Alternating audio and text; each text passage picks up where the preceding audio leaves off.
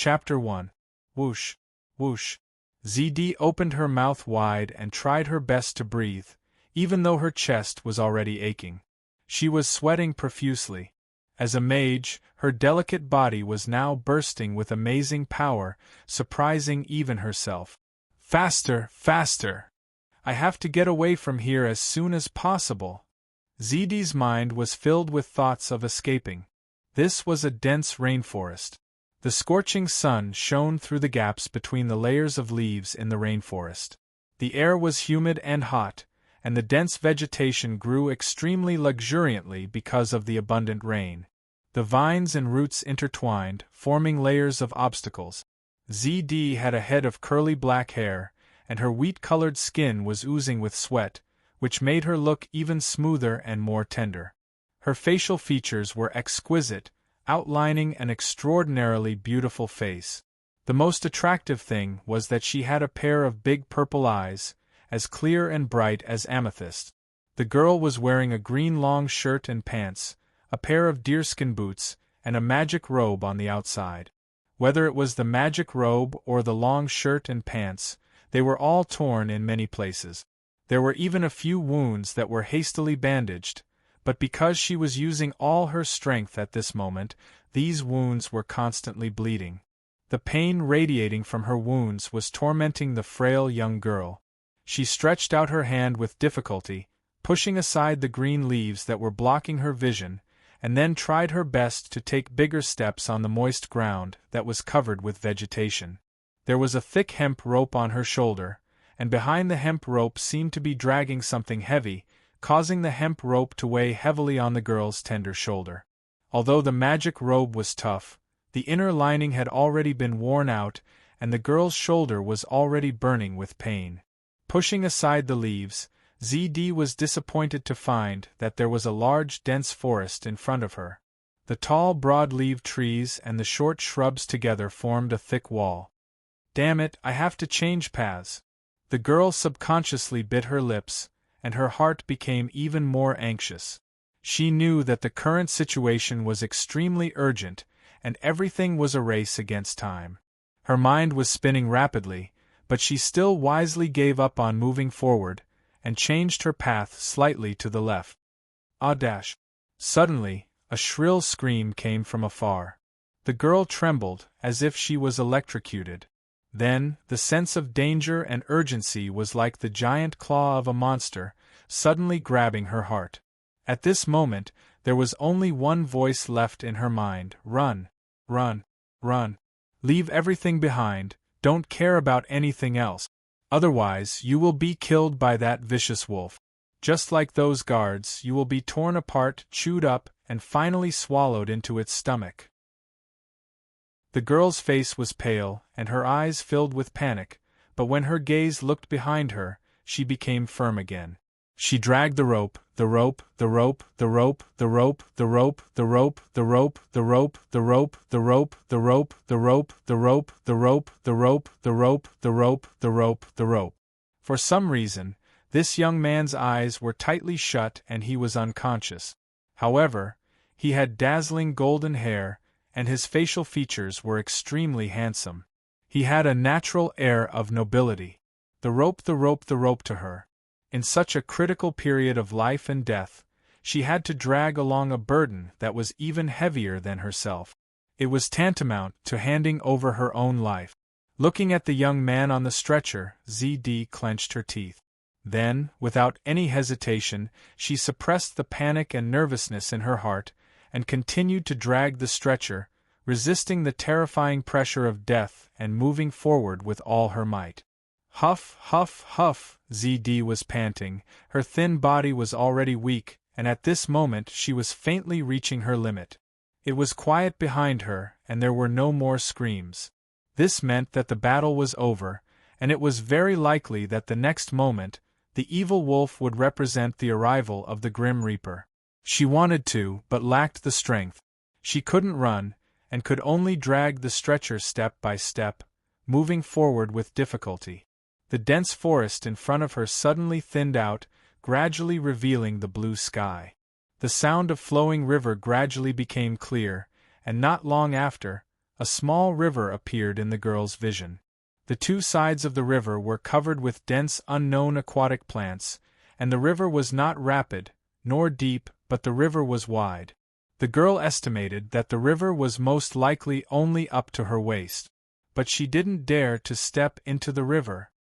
This isolated island is full of danger, and can't be judged with common sense. I'm almost certain that in this small river, there are crocodiles or large groups of piranhas. I have 16 guards by my side, and now I'm the only one left. Along the way, they sacrifice themselves one after another, using their lives to illustrate the horror of this isolated island. Damn it, if only I could still use magic. The girl observed for a while, bit her lips, and still decided to cross the river. The giant wolf behind her was like the Grim Reaper, and it was very likely that it would continue to chase after her. If she really hesitated, she would be chased by the giant wolf, and there would be no chance of survival. Although the girl was frightened, she didn't completely lose her mind, and still maintained a clear understanding and judgment of the situation. She dragged the heavy stretcher, and began to move forward along the river. After a moment, the girl's purple eyes flashed with a bright light. She saw a small tree, growing at an angle, and the tree trunk extended from the bank to the sky, all the way to the opposite bank. The girl carefully inspected the tree, and found that there were no poisonous snakes or thorns hidden in the bushes, but the tree trunk was covered in moss and was very slippery. If the girl climbed this tree alone, she would fall into the river if she wasn't careful. Not to mention, she had a burden. The boy lying on the stretcher had his eyes closed, completely unconscious. Perhaps she should give up on this boy. It was too difficult and risky to carry an unconscious boy across the river. The girl gritted her teeth, and quickly untied the rope on the stretcher, and then carried the boy on her back, and then used the rope to tightly bind her and the boy's body. After doing all this, the girl took off her boots, and stuffed them between the rope and her body. Finally, she took a deep breath, and began to climb the tree with the unconscious boy on her back. The moss on the tree trunk was cut off, and it became even more slippery.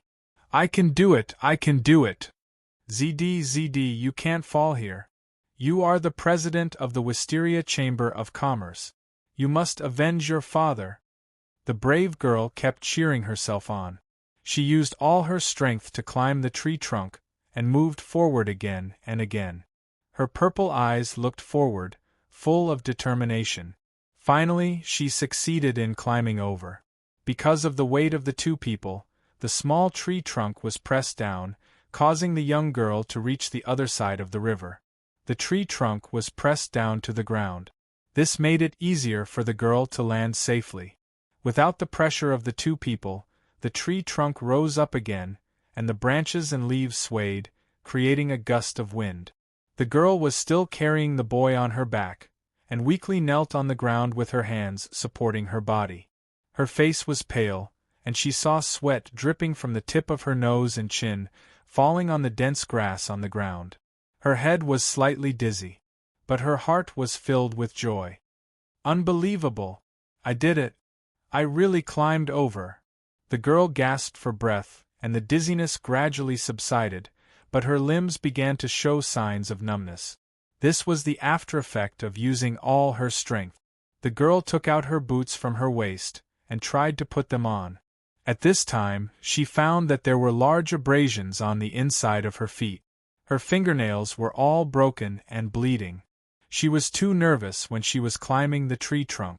The girl knew that her life was hanging by a thread.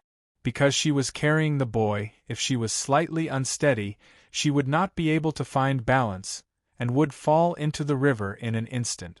So she was completely focused, and used all her strength to climb the tree trunk, and did not notice that she was injured.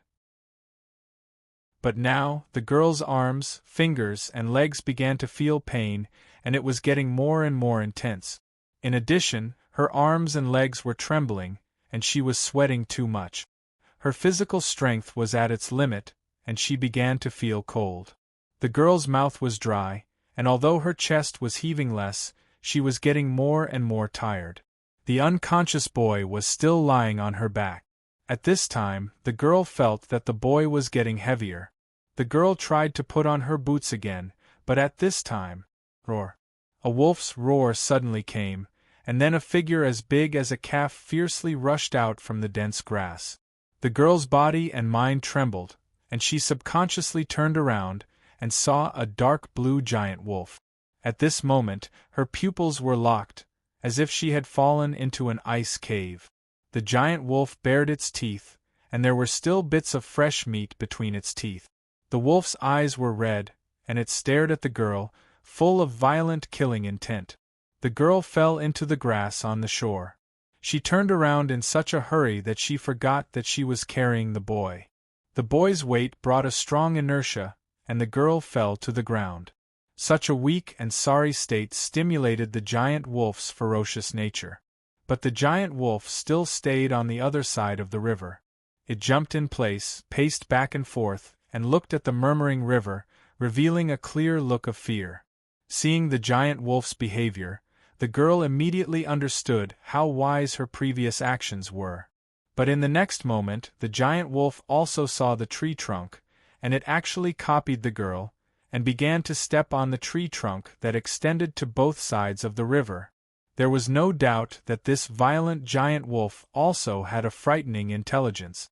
Although the giant wolf's body was strong, it had a good grasp of balance, and its speed was even faster than the girl. The shocked girl seemed to have been electrocuted, and she hurriedly took out a dagger, cut open the rope on her body, and then jumped up and slammed into the tree trunk in the air. The tree trunk was hit and immediately shook. Although the shaking wasn't severe, but it was enough to give the giant wolf enough trouble. The giant wolf's balance was broken, and it almost fell into the river, so it could only awkwardly jump back to the other side of the river. Roar! It roared at the girl, showing its sharp fangs, and became more and more irritable. The girl successfully stopped the giant wolf, and was first overjoyed, but then regretful. I should have let this beast reach the middle of the tree trunk, and then let it fall into the river. The girl and the giant wolf faced each other on the other side of the river. The giant wolf kept roaring but didn't retreat. The girl stared at the giant wolf, not daring to relax for even a second. Whenever the giant wolf tried to climb the tree trunk, the girl would slam into the tree trunk, causing it to shake. After a while, the girl understood. Her actions in a moment of desperation were correct, because she couldn't accurately estimate how far the giant wolf could jump. If the giant wolf climbed a short distance, it might be able to jump up and directly reach the other side of the river. Even if the giant wolf was shaken into the river by the girl, whether or not the hidden danger in the river would explode, and even if it did, whether or not it could stop the giant wolf, was still unknown. So, the safest thing to do was to not give the giant wolf any chance. As long as it climbed up the tree trunk, the girl would do her best to interfere. As time passed, the giant wolf tried many times, but to no avail. Finally, at a certain moment, it suddenly turned around, ran into the bushes, and disappeared. The girl stood there in a daze, and after a few breaths, she reacted and sat down on the ground. Her numb face gradually relaxed, like melting ice, and 2 streams of tears flowed down her cheeks. Finally, I got my life back. The girl sobbed softly. Her legs were bent and her feet were still bare, she still didn't have time to wear boots. She buried her head in the crook of her legs. As she sobbed, her shoulders trembled slightly, as if she was a delicate kitten. But the next moment, the girl suddenly looked up as if she had been electrocuted. Her eyes were red, and there were obvious tear stains on her face. Her expression was complicated, there was shock, suspicion, and panic. Did the giant wolf really give up like this? It's possible, but, thinking back to the terrifying experience of the past few days, the girl felt more and more that the giant wolf didn't give up. It's possible that it suddenly turned around and ran into the bushes to numb me. I'm afraid it's following the river, looking for the next shortcut to reach the other side. Maybe it has already reached the other side and is rushing here. Thinking of this, the girl felt as if she had fallen into an ice cave, chilling her to the bone. What should she do? Carry the boy and climb back along the tree trunk?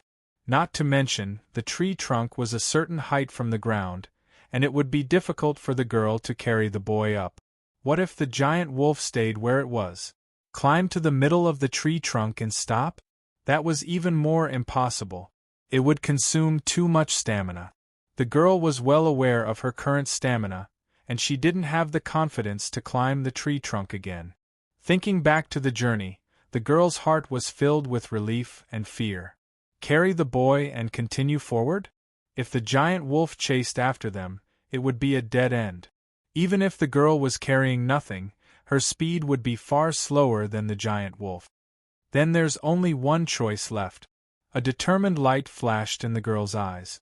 She hurriedly ran to the boy's side, half knelt on the ground, and took out a milky white cylindrical crystal. The girl focused and used all her strength to activate the white crystal. The girl pinched the crystal hard, and it was only a millimeter away from the boy's forehead. It hovered above, and didn't move for a long time. Is it really not working? No, this is the last hope. Even if it's slim, even if there's only a slight possibility. The girl became more and more anxious and whispered, "Hurry, hurry. I beg you, hurry up and let it take effect." As if it heard the girl's pleas, the milky white crystal finally started to emit a faint light, so faint that it was almost undetectable. But it was this faint glimmer that was detected by the young girl, and she immediately revealed an expression of great joy. Although most magic is banned on this island, it's only relative. As long as the grade is high enough, it can be used. It's just that the power and effect is greatly reduced. Magic was like that, and so were magic tools. The light emitted by the white crystal pillar gradually became thicker, and then, like water droplets condensing enough, it formed a stream of milky white light. A small stream of water droplets dripped onto the unconscious boy's forehead, and then miraculously blended into his skin. In just a short moment, ZD, who was struggling to activate the crystal pillar, was already pale, her forehead was covered in sweat, and her body was on the verge of collapsing. The crystal pillar also started to lose its color, and starting from the top, it gradually turned into a gray stone. Persevere, I must persevere, I can't give up halfway. ZD squeezed out all the energy in her body, and almost hypnotized herself, constantly challenging the limits of her ability. When the crystal pillar had lost half of its color, ZD was already in a semi-conscious state, and was only relying on her obsession to support herself. I must wake her up, awooh! The wolf's howl suddenly sounded, and the huge blue wolf that disappeared was extremely fast, suddenly rushing out from the dense grass. At this moment, the Grim Reaper had arrived. ZD was shocked, and her delicate body trembled. She subconsciously raised her head, and her beautiful face was already covered by the shadow of the huge wolf's body. She saw that the huge wolf had already jumped into the air, and was swooping down towards her. At this moment, time seemed to have slowed down.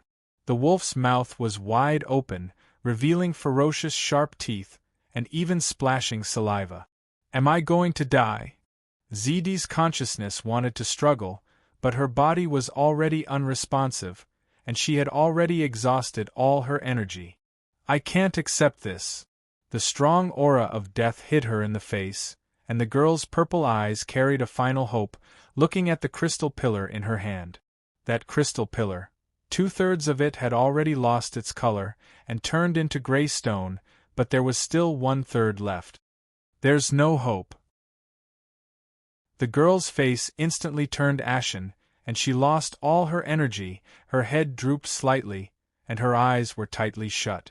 But at the moment when she was about to stretch out her neck to be killed, her hand suddenly shook violently. Bang! With a soft sound, the crystal pillar exploded into countless pieces. What happened? The girl opened her eyes in shock. Then, she saw that the unconscious youth had finally woken up. This handsome blonde-haired, blue-eyed youth suddenly rolled to the side, and then raised his leg to kick from behind. His movements were graceful, vigorous, and clean. His body seemed weak, but at this moment, he displayed a fierce strength. Strong wind kick. The huge wolf couldn't dodge in time and was kicked in an instant. The wolf's howl came to an abrupt end, and the huge wolf was thrown far away by the force. The youth supported himself with both hands on the ground and stood up, glaring angrily. The girl's pupils contracted, and her breathing stopped. Looking at the youth's thin back, it was as if she saw a mountain rising up. Chapter 2. Darkness. There was only a deep darkness. In this darkness, the youth's consciousness gradually recovered. Where is this place? Where am I? The youth's consciousness became clearer, and he began to ask questions. The endless darkness shrouded him. It was silent, and there was no response. The youth's hope was dwindling. He looked at himself, but he could not see himself. The confusion in his heart grew. Then, who am I? Who am I? Why am I trapped here? The sober youth gradually became impatient. Although the darkness was safe, it was unchanging. It was like a cage, trapping him. Naturally, he began to want to break free and leave this place. I want to leave. But where do I go? Is there a path for me to take? Is there a way out? As if in response to the youth's confusion, a light began to appear in the darkness. The light was orange. It was very weak. It was vague, but it was not. However, in this completely dark environment, even if the orange light was weak, it was still very obvious. This attracted the youth's full attention. The youth tried his best to get closer to the light. After an unknown amount of time, the youth seemed to get closer to the orange light, and the orange light seemed to be a little bigger than before. Where is that? Can you let me walk out of here? The youth's desire to escape the darkness grew, and he eagerly got closer to the orange light. However, at this moment, roar! An earth-shattering bestial roar suddenly shook the entire dark space. The orange light was like a frightened small animal, and it suddenly extinguished. The youth woke up with a start. As soon as he opened his eyes, he saw a giant wolf swooping down from the sky with its mouth wide open. The youth was still lying on the ground. The young man's mind was blank, and before he could even feel fear, his body reacted first. He turned over and kicked.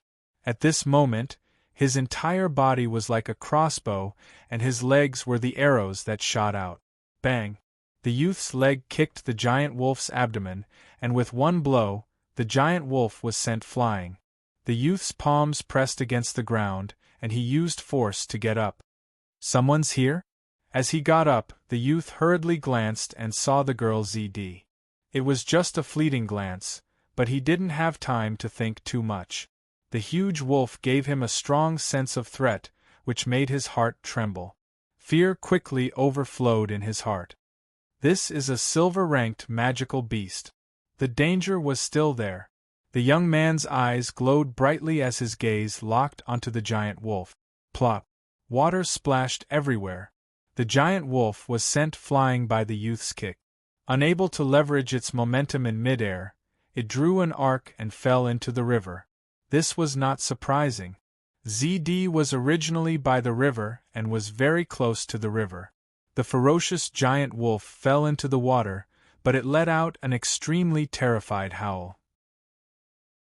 It used all its strength to splash against the river, trying to get ashore quickly. Suddenly, several green shadows rose from the river. These green shadows were as thick as pythons. Suddenly, they went berserk and set off huge waves.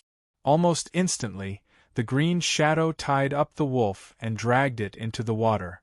Whoosh! Whoosh! The surface of the river was no longer tranquil. Turbid waves continued to rise. Soon after, dark red blossoms bloomed like flowers. This was wolf blood. The wolf blood flowed along with the churning of the river, spreading rapidly. In just a few short breaths, the giant wolf's howl completely disappeared. The river began to calm down. The wolf's blood mixed with the turbid river water, and quickly faded with the flow of the river water. Soon, the surroundings returned to normal. As if nothing had happened, the wolf disappeared. The mysterious and terrifying green shadow also disappeared. The life and death battle from before did not seem to have happened. Seeing all this happen, the young man was even more shocked. What the hell is this place? With horror in his heart, he began to look around. Finally, he turned around to face the young girl ZD. Where is this? ZD's face was full of shock. She did not move, like a statue. After hearing the young man's question, the young girl finally reacted. Sir! She was extremely excited. Like a frightened kitten, she threw herself into the young man's arms. Fragrant jade filled his arms. The young man looked at the young girl in his arms. For a moment, he was at a loss. Thank the heavens, sir, you're finally awake. The young girl excitedly hugged the young man tightly. Sir, you're awake. The young man patted her shoulder, then pushed ZD away. ZD raised her head to look at the young man. Her excitement and surprise were overflowing. The young man looked at the young girl in his arms. Suddenly, his heart seemed to skip a beat. Her delicate face was full of weakness. Her eyes were red and she was about to cry. Her pair of purple eyes were so beautiful that it reminded people of gemstones. There was a hint of charm in their brilliance. It seems that the wolf must have given her quite a scare. The young man's heart softened. Then, he asked, May I ask, who are you? The young girl was stunned. Her eyes widened. She looked up at the young man. Her eyes did not move. They looked at each other for a few seconds. The young man's serious and confused expression made the young girl gradually show surprise and worry. She quickly introduced herself. I'm ZD. Sir, I'm your fiancé. Fiancé? The young man frowned. When it came to fiancés, he was still familiar with them. He did not expect the young girl in front of him to have such a close relationship with him. ZD. The young man chewed on this name. However, to the young man, this was a completely unfamiliar name. The more he thought about it, the more the young man frowned. Wait a minute, who am I? He realized that he had forgotten his identity. When he tried to recall the relevant memories, his mind was empty, as if it had always been like this. You're Zhenjin. You're Baron Zhenjin. Oh my God, sir, have you forgotten your own identity? ZD's face was full of anxiety. Her uneasiness was rapidly growing. Zhenjin, I'm Zhenjin? Why don't I remember anything? The young man frowned. He was very puzzled and distressed. Oh my God, why is it like this? ZD was also at a loss. But soon, her pair of purple eyes revealed a thoughtful light. She shook her head and said, Perhaps, sir, your head suffered a violent blow. Therefore, you temporarily lost your memory. There have been similar cases. Sir, we encountered a shipwreck a few days ago. The storm swept through, the ship broke, and the survivors were stranded on this island. Many people went missing, including you. I followed the clues and found you in the depths of the rainforest. You had already fallen into a coma. I tried many methods, but none of them could wake you up. Wait, perhaps it was because my method of waking you up was destroyed midway. If this is the truth, then I'm really sorry, sir. At that time, I had no other choice. ZD pointed at Zhenjin's chest. There were still many crystal shards attached to it. Zhenjin looked down and saw the crystal shards on his chest. So, it was you who woke me up? Then, the young girl told the young man in detail about what had just happened, as well as why she risked using the white crystal to save the young man. Hearing this, the young man looked at the young girl in a new light. He praised. So it was so dangerous before. It's all thanks to you. ZD. The young man softly called the young girl's name. But sir, you might have lost your memory because of this. ZD whispered. She was still worried and guilty about this. Seeing the self-blame on the young girl's face, the young man's heart softened. He hurriedly comforted her. This is not your fault, ZD. On the contrary, I have to thank you. If you didn't make such a wise choice, I'm afraid I wouldn't have been able to wake up in time. Right now, I must have been eaten by that giant wolf. Let's put aside the memory issue for now. Right now, the most important thing is to leave this dangerous place. Although the two of them still had very limited communication, the young man had just woken up and experienced a moment of life and death. He deeply understood the danger of this place. His first thought was to leave first. Wait a moment. The young girl tried to collect the shattered crystal shards as much as possible.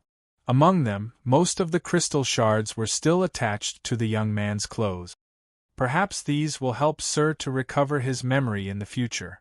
ZD held the shards in her hands and carefully handed them to the young man.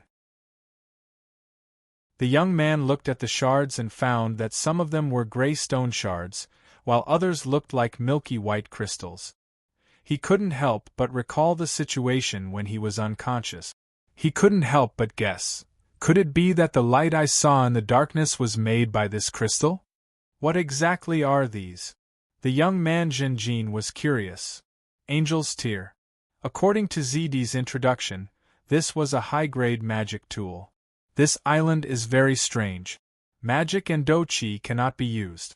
I used this to wake Sir up, but it was just a gamble. This is an anti-magic domain. Jinjin found that he still had some common sense. He shook his head. There is no such thing as an absolute anti-magic domain. The key is the comparison of power. Yes, sir. ZD looked at the shards in her hands. A high-grade tool like the Angel's Tear can still be used here. My magic is only at the iron rank. Under the suppression of this environment, there is no way to use it. Keep it for me. Jinjin found that his hands were empty, and then he saw ZD's delicate leather pouch. Yes. The young girl nodded vigorously and opened the pouch, revealing the bottles and jars inside. It was an exquisitely crafted potion pouch. She took out a glass bottle the size of an adult's finger and stuffed the shards into it. Then she closed it with a cork and put it in the most secure compartment of the pouch. Sir, please let me examine you. ZD closed the potion pouch and slightly raised her head, looking at Jinjin with a pair of bright purple eyes. She was very concerned. I am a low-grade magician. ZD introduced herself. Although I can't use magic now, my knowledge is still there. Jinjin nodded. Magicians were usually erudite, even if they were so young. The young girl carefully examined Jinjin's chest, back, ears and other parts. Jinjin felt the young girl's hands groping his body, and his heart rippled. Finally, ZD approached Jinjin's face and carefully observed the young man's pupils to see if there was anything strange. The two of them were so close that they could feel each other's breath. The young girl's breath seemed to have some kind of sweetness. Jinjin's head itched and he turned his head slightly, not facing the young girl. While ZD was examining him, he was also examining his own body. ZD's skin was wheat-colored, but his was pure white. Jinjin also vaguely felt that although his body was thin and weak, there was a tenacious strength hidden in it. He constantly tried to stretch his 10 fingers and then clench his fists. In his mind, he recalled the scene of him kicking the giant wolf and secretly felt the dormant strength in his body. This strength was obviously unusual. ZD, how old am I? Sir, you are 16 years old this year. I am 15. The young girl looked very serious as she examined Jinjin's body and introduced herself. Okay. The young girl stopped and took a step back, as if she was relieved. Sir, it seems that your body only has residual bruises from before. From the outside, there is no problem. The conditions here are too simple. In the future, I can do a detailed physical examination for you. Jinjin nodded and continued to ask, Then, am I also a magician? What kind of strength do I have? ZD shook her head. Sir, you cultivate Dochi, you are a temple knight. Temple knight? The young man was absent-minded for a moment, and then, a memory of unknown origin appeared in his mind. In the bright and majestic white palace, sunlight shone in through the towering rainbow-colored glass windows. A group of young men gathered together, and Zhenjin found himself in the group of young men. The atmosphere was solemn, and there was a certain eagerness. Zhenjin and the other young men swore together, "I swear to respect and love the living God, the great emperor of the empire, the Xingming emperor. I swear to work hard to follow in the footsteps of the commander, and bravely move forward. I swear to protect my loved ones, and not be afraid of danger. I swear to treat my friends sincerely, and refuse to be hypocritical. I swear that I will love you till death do us part, and I will never leave you. I swear to fight against violence, and treat the weak well. I swear to maintain justice, and fight against all wrongs. From today onwards I am a temple knight." The scene in his memory disappeared in a flash. "Sir, do you remember anything?" ZD saw Zhenjin's strange behavior and asked expectantly. Zhenjin nodded. "Yes, I remember. When I became a temple knight, the moment I solemnly swore." When ZD heard this, her eyes lit up. "Sir, perhaps you can try and see if you can use fighting energy?" Zhenjin clenched his fists and thought back. After a while, he frowned and shook his head. "No, I don't have any memory of practicing fighting energy. I can't even feel the fighting energy in my body, and I don't know how to use it." ZD's eyes darkened slightly, and then she comforted. "Perhaps the time has not come yet. But it doesn't matter, sir, at least this proves that your memory can be recovered. It just takes some time."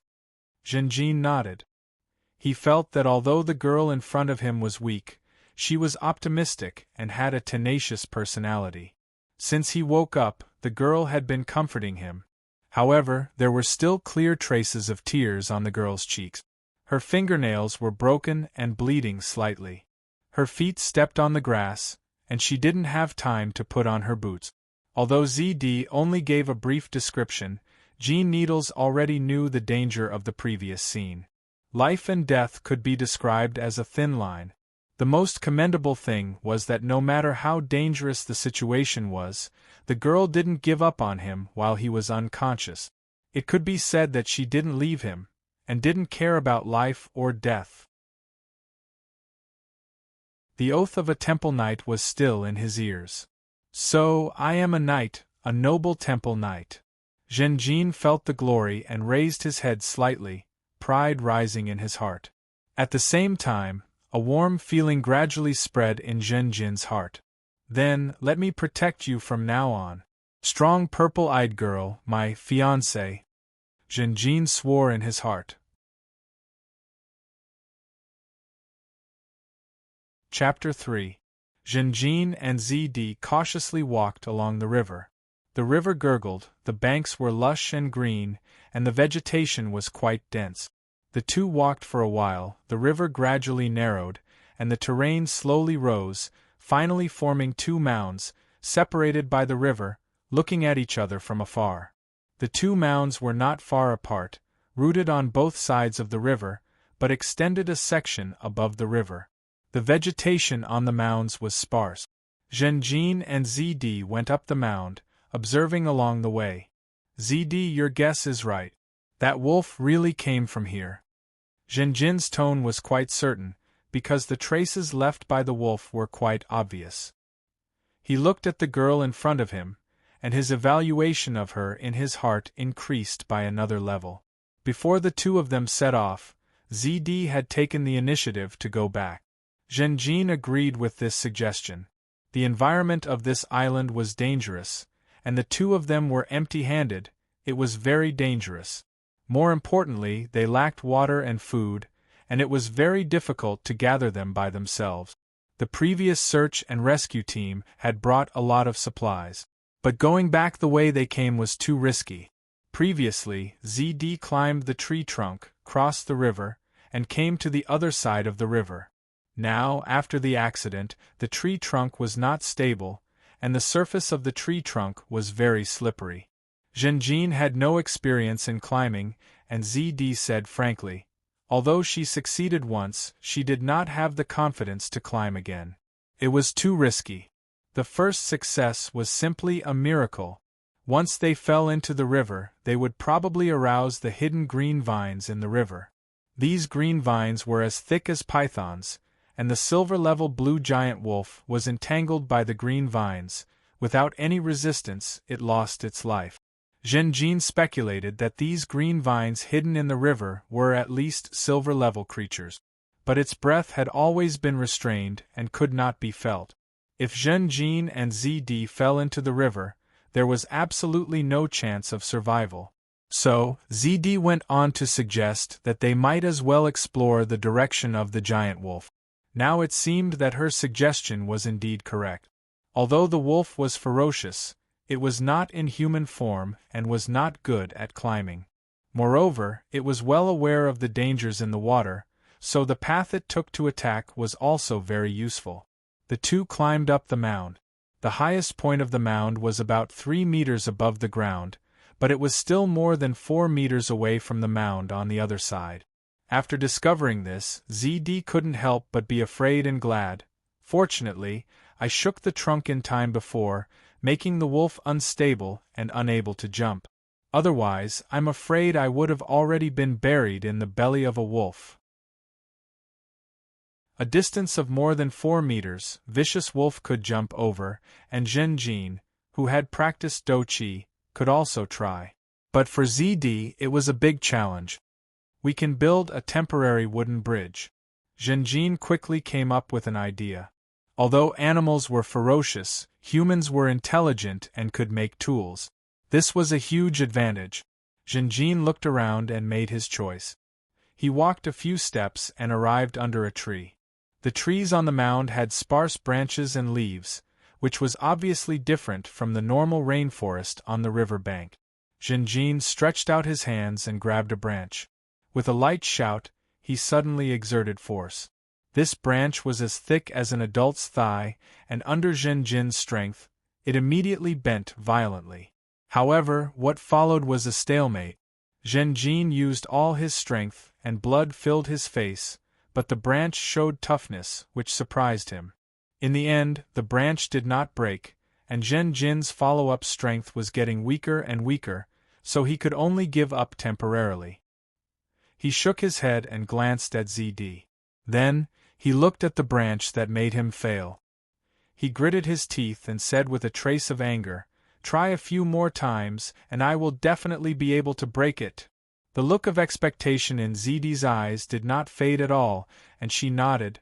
"Lord Zhenjin, with your strength, you can definitely do it." ZD cultivated magic, and Zhenjin cultivated Douqi.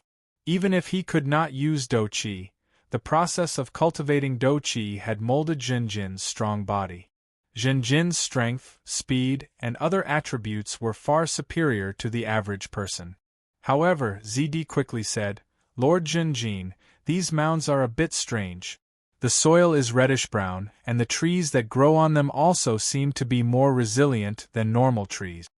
Zhenjin's eyes focused, and he carefully looked around, feeling that ZD's words were very reasonable. The anger in his heart quickly dissipated, and his impression of the girl increased. The girl did not lose a trace of expectation because of Zhenjin's failure. More importantly, the girl did not comfort Zhenjin for no reason, but carefully observed, and used her keen insight to provide the most practical help to Zhenjin. "Maybe I should break the ordinary branches under the mound and build a bridge. This will save more energy." Stamina was very important and could not be wasted. Especially now, Zhenjin and ZD were empty-handed, without any supplies. However, just as Zhenjin was about to walk down the mound, a strange sound came from the forest in the distance. The tall trees fell one by one, and a huge beast appeared in front of Zhenjin's eyes. "What is this?" Zhenjin's pupils shrank. "It looks a bit like a dragon turtle?" ZD's face was also full of shock. The youth and the girl hurriedly hid in the bushes. "It's not a dragon turtle." Zhenjin stared closely at the huge beast, and immediately came to a conclusion. There was a problem with his memory, but his general knowledge was still intact. He knew that a dragon turtle was a giant turtle with dragon bloodline, with a huge body and great strength. However, although the huge beast in front of him was also in the shape of a turtle, it was much bigger than a dragon turtle. Generally speaking, a dragon turtle was only the size of a horse carriage. Larger ones were only the size of a mammoth. However, the huge turtle in front of him was at least 6 meters tall. Compared to it, the dragon turtle was like a young boy next to an adult's leg. The dragon turtle's head resembled a dragon's head, and it was covered in scales. However, this huge turtle's head retained its original appearance, with a red luster and rough like rock. 2 thick tusks protruded from the sides of the huge turtle's cheeks. The huge turtle was extremely heavy, and every time its 4 legs stepped on the ground would shake. Its shell was pitch black, and there were many holes on it. As it approached, Zhen Jin could clearly feel that the air was getting hot and stuffy. Gold-level magical beast. The huge turtle's life force spread wildly, and the youth and girl were on tenterhooks. They were definitely not a match for the huge turtle. If the huge turtle wanted to hunt them, they would have to try to jump to the other side. This was undoubtedly very risky. Especially ZD, she definitely could not jump to the mound on the other side. However, there was still hope that they could make use of the height difference to jump to the bushes by the river. The only thing that made Jinjin and ZD slightly relieved was the huge turtle's slow speed. The youth and girl did not even dare to breathe loudly, and stared at the huge turtle. Under their gazes, the giant tortoise crushed through the dense forest, creating a wide path in its path. Then, it slowly came to the river, and was only 200 meters away from the mound. The huge turtle stretched its neck, and stuck its sharp mouth into the river. It wanted to drink water. However, in the next moment it sensed movement, and the river suddenly exploded, shooting out a large number of green vines. The green vines were like dozens of pythons, and in an instant they wrapped around the huge turtle's head, and then wrapped around its 2 front legs, and the lower half of its body. The dozens of green vines not only wrapped around the huge turtle tightly, but also pulled together, trying to drag the huge turtle into the river. The huge turtle let out a low cry, and immediately exerted strength with its 4 legs, supporting itself on the ground, resisting the pull of the green vines. At the same time, its mouth was not idle, and it gulped down the river water. More and more green vines shot out of the water and wrapped around the huge turtle. The huge turtle supported itself with all its strength, its 4 legs as thick as pillars, deeply sinking into the soil. However, the number of green vines soon reached more than 20, and the huge turtle was gradually unable to resist, and its body was dragged inch by inch into the river. ZD sucked in a breath of cold air. The terror of the green vines made her heart palpitate. She originally thought that the green vines in the river were silver tear magic plants, but now that they had erupted and could not be restrained, they were gold tear magic plants. Both the green vines and the huge turtle were gold tear magic beasts, but the green vines undoubtedly had the advantage. Just when the 2 of them thought that the huge turtle had lost, from the holes on the turtle's shell, a thick black smoke suddenly spewed out. The thick smoke rose into the sky, and a majestic heat spread out, causing the surrounding air to become scorching hot. After a few breaths, from the holes on the turtle's shell, dark red magma flowed out. The magma flowed down the turtle's shell continuously. The green vines suffered, covered by the magma, and were quickly burned and buried. The 20 or so green vines that were burned quickly retreated into the river water with flames. The magma, however, slowly flowed down into the river water, causing water vapor to fill the air. The huge turtle was thus freed, and slowly turned around to leave with its 4 legs, leaving behind a pool of half-solidified magma. The magma quickly cooled down, turning into a dark red mound. However, the heat in the air still lingered, and Zhen Jin and ZD were already covered in sweat. ZD could not hide her fear, and looked at the huge turtle that was slowly moving away, and said, "I finally understand. The mound under our feet was left behind by the huge turtle. No wonder the terrain was so abrupt. What kind of monster is this?" Zhen Jin exclaimed, his heart thumping. ZD shook her head. She cultivated magic, and usually paid attention to the accumulation of knowledge, but she knew nothing about this huge ivory turtle that could spit magma. Fortunately, everything was daunting but not dangerous. The huge turtle was not interested in them, and Zhenjin and ZD were also very cautious, and did not fall into the river water. Many of the animals and plants on this island are extremely strange, and I have never seen them in my life. Let's quickly leave this place, ZD said. Zhenjin nodded, trotted down the mound, and quickly carried a lot of broken wood to build a bridge. The huge turtle trampled and broke countless trees, which made it very convenient for Zhenjin. The two successfully crossed the bridge, and returned to the other side. After walking upstream for a while, ZD successfully found the traces left behind by her escape. Zhenjin, however, had a heavy heart. In such a short time, Zhenjin saw a silver wolf, a type of golden river vine, and a golden giant turtle. This island was too dangerous. He realized that he was in a precarious situation. I can't use my chi, and with my current strength, even breaking a branch is a bit difficult. Dealing with the wolf before was completely a trick. At that time, the wolf was in the air and could not borrow strength. My sudden awakening and attack caught it off guard. It had no way to dodge, and in the end, it was shot down into the river. The terrifying green vine in the water immediately took the wolf's life. If it was a fair fight, I'm afraid that I would be in danger. If I encounter such a fierce beast, what should I do? Zhenjin was distressed. Right now, he was unarmed and defenseless, and he couldn't even use his fighting chi. His memory was incomplete, and even if he tried hard, he could not dig out any memories related to chi. Without fighting energy, he would be nothing more than a moving piece of food in this forest where danger lurked on every side. I can't even protect myself. How can I save ZD? Zhenjin looked at the girl in front of him, and could not help but feel anxious and guilty. ZD, in order to save me, did not care about her life. How deep is her friendship? Although we have only known each other for a short time, she is so understanding. She has sharp insight, a calm mind, and has been doing her best to help me. Zhenjin looked at the back of the girl in front of him, his emotions fluctuating. The girl was now leading the way, carefully identifying the previous traces. The forest was dense, and if he got lost, it would undoubtedly be more dangerous. I want to live, and I want to protect her. Zhenjin once again made up his mind.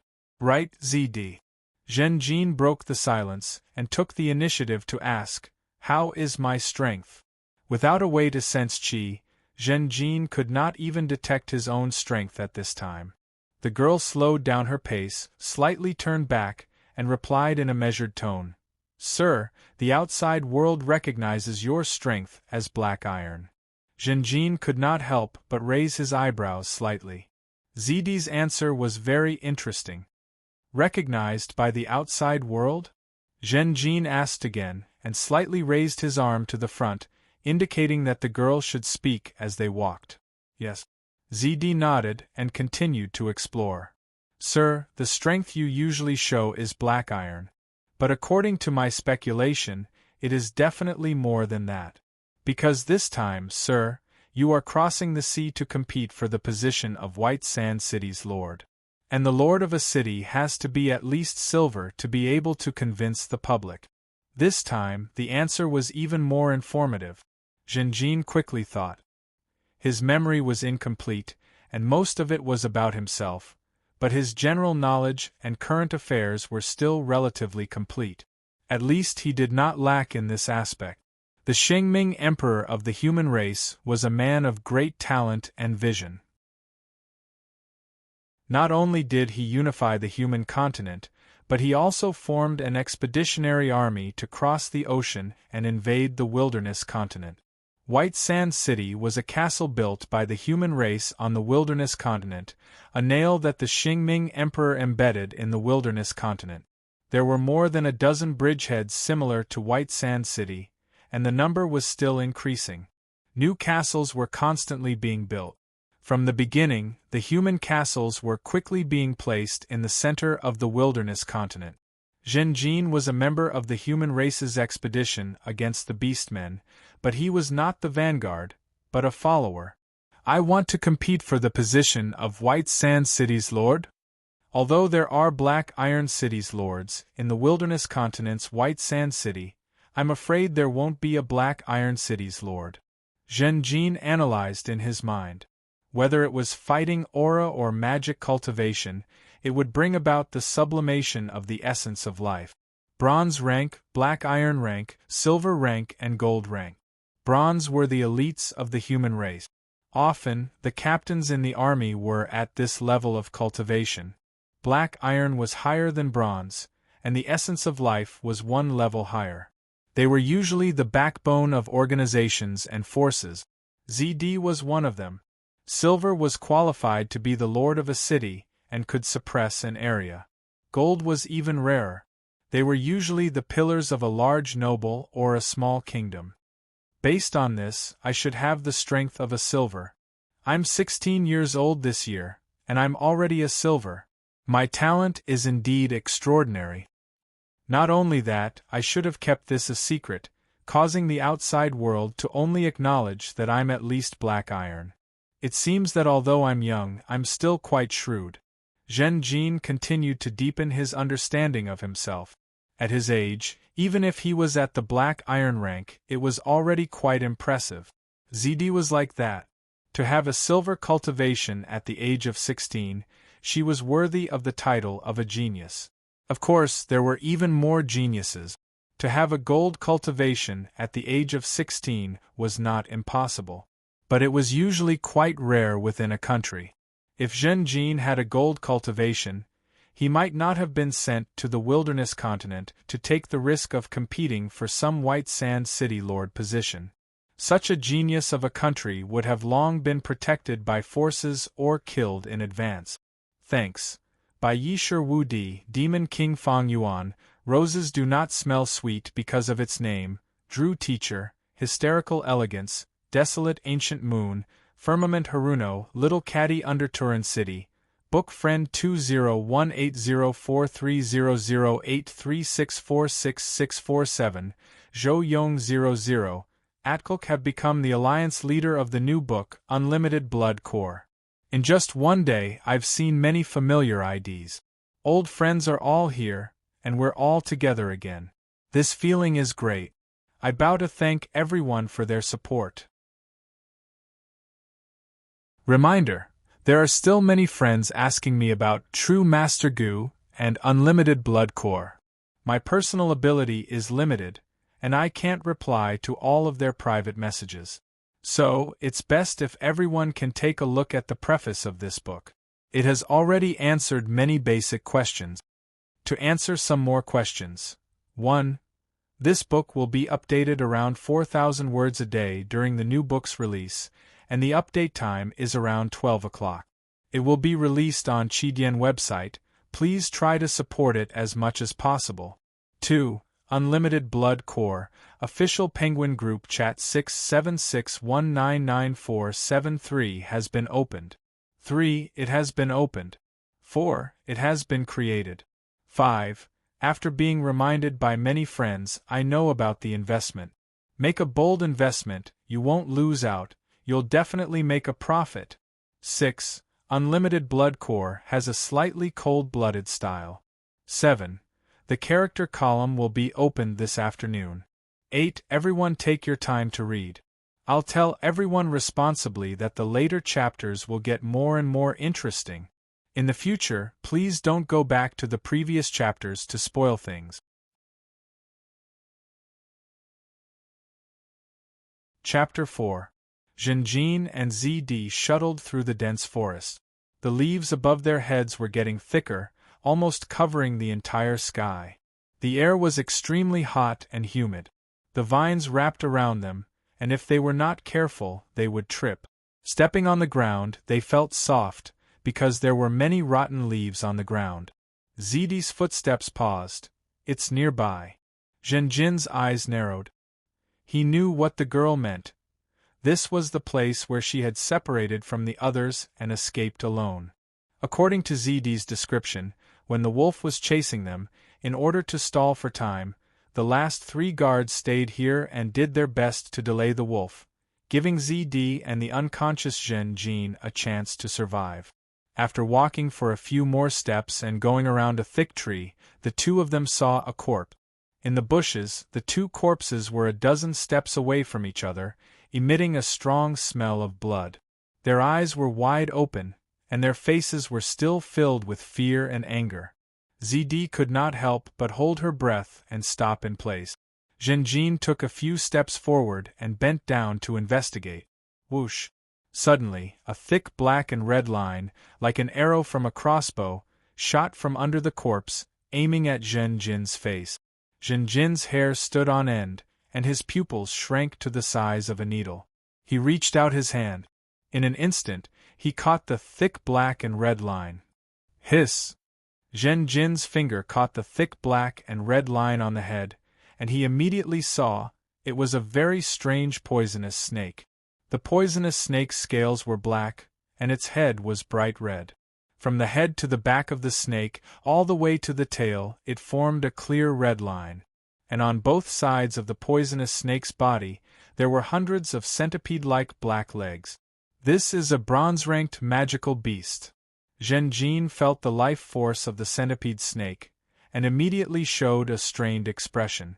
Ah, careful! Everything happened too quickly, and ZD only reacted now and cried out in alarm.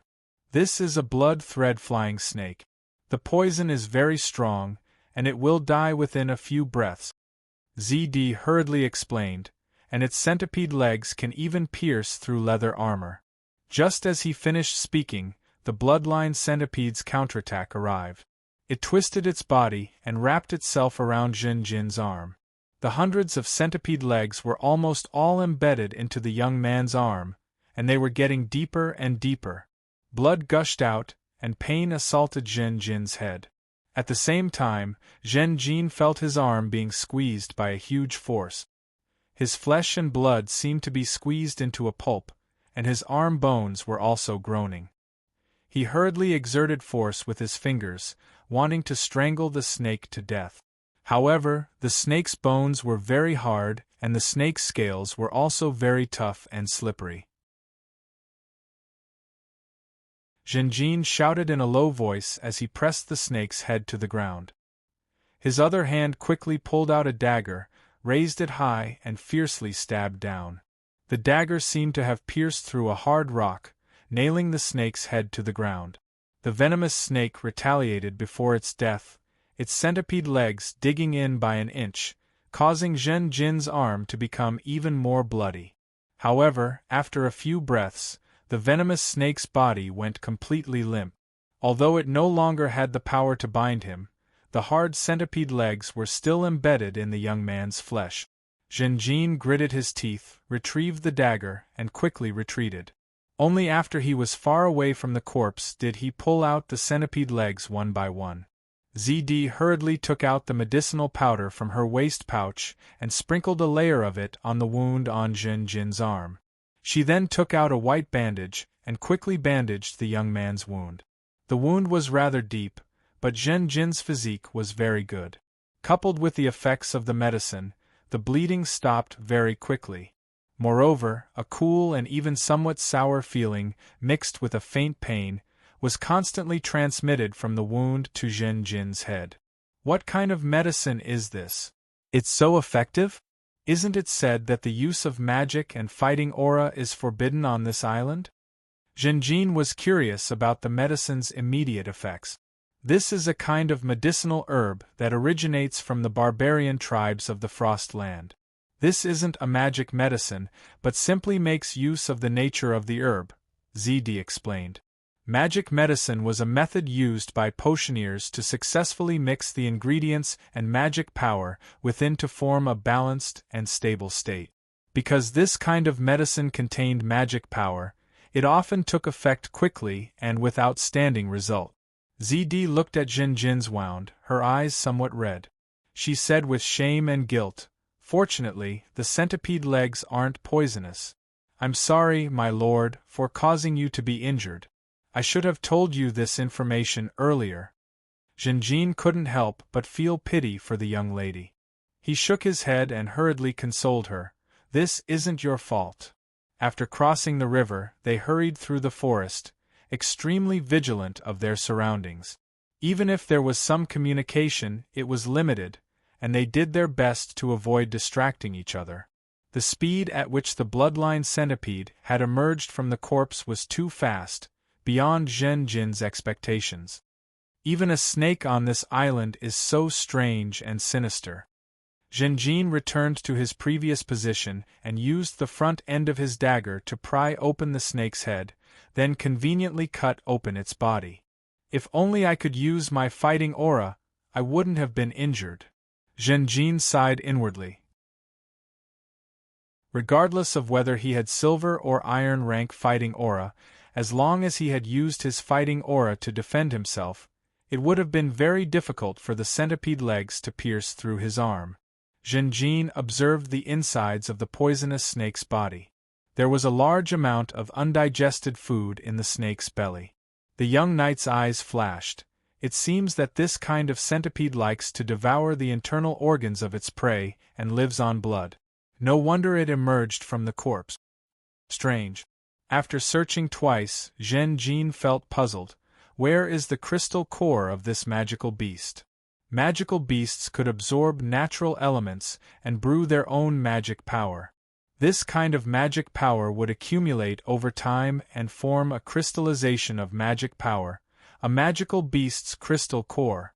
Newborn magical beasts didn't have a crystal core in their bodies. The crystal core in a baby magical beast was very small, but adult magical beasts had a crystal core. This bloodline centipede wasn't a baby at all. It was a mature one, but it didn't have a crystal core. This puzzled Zhen Jin. ZD explained in a timely manner, there are many strange magical beasts on this island. Their life force is very strong, but they don't have a crystal core in their bodies.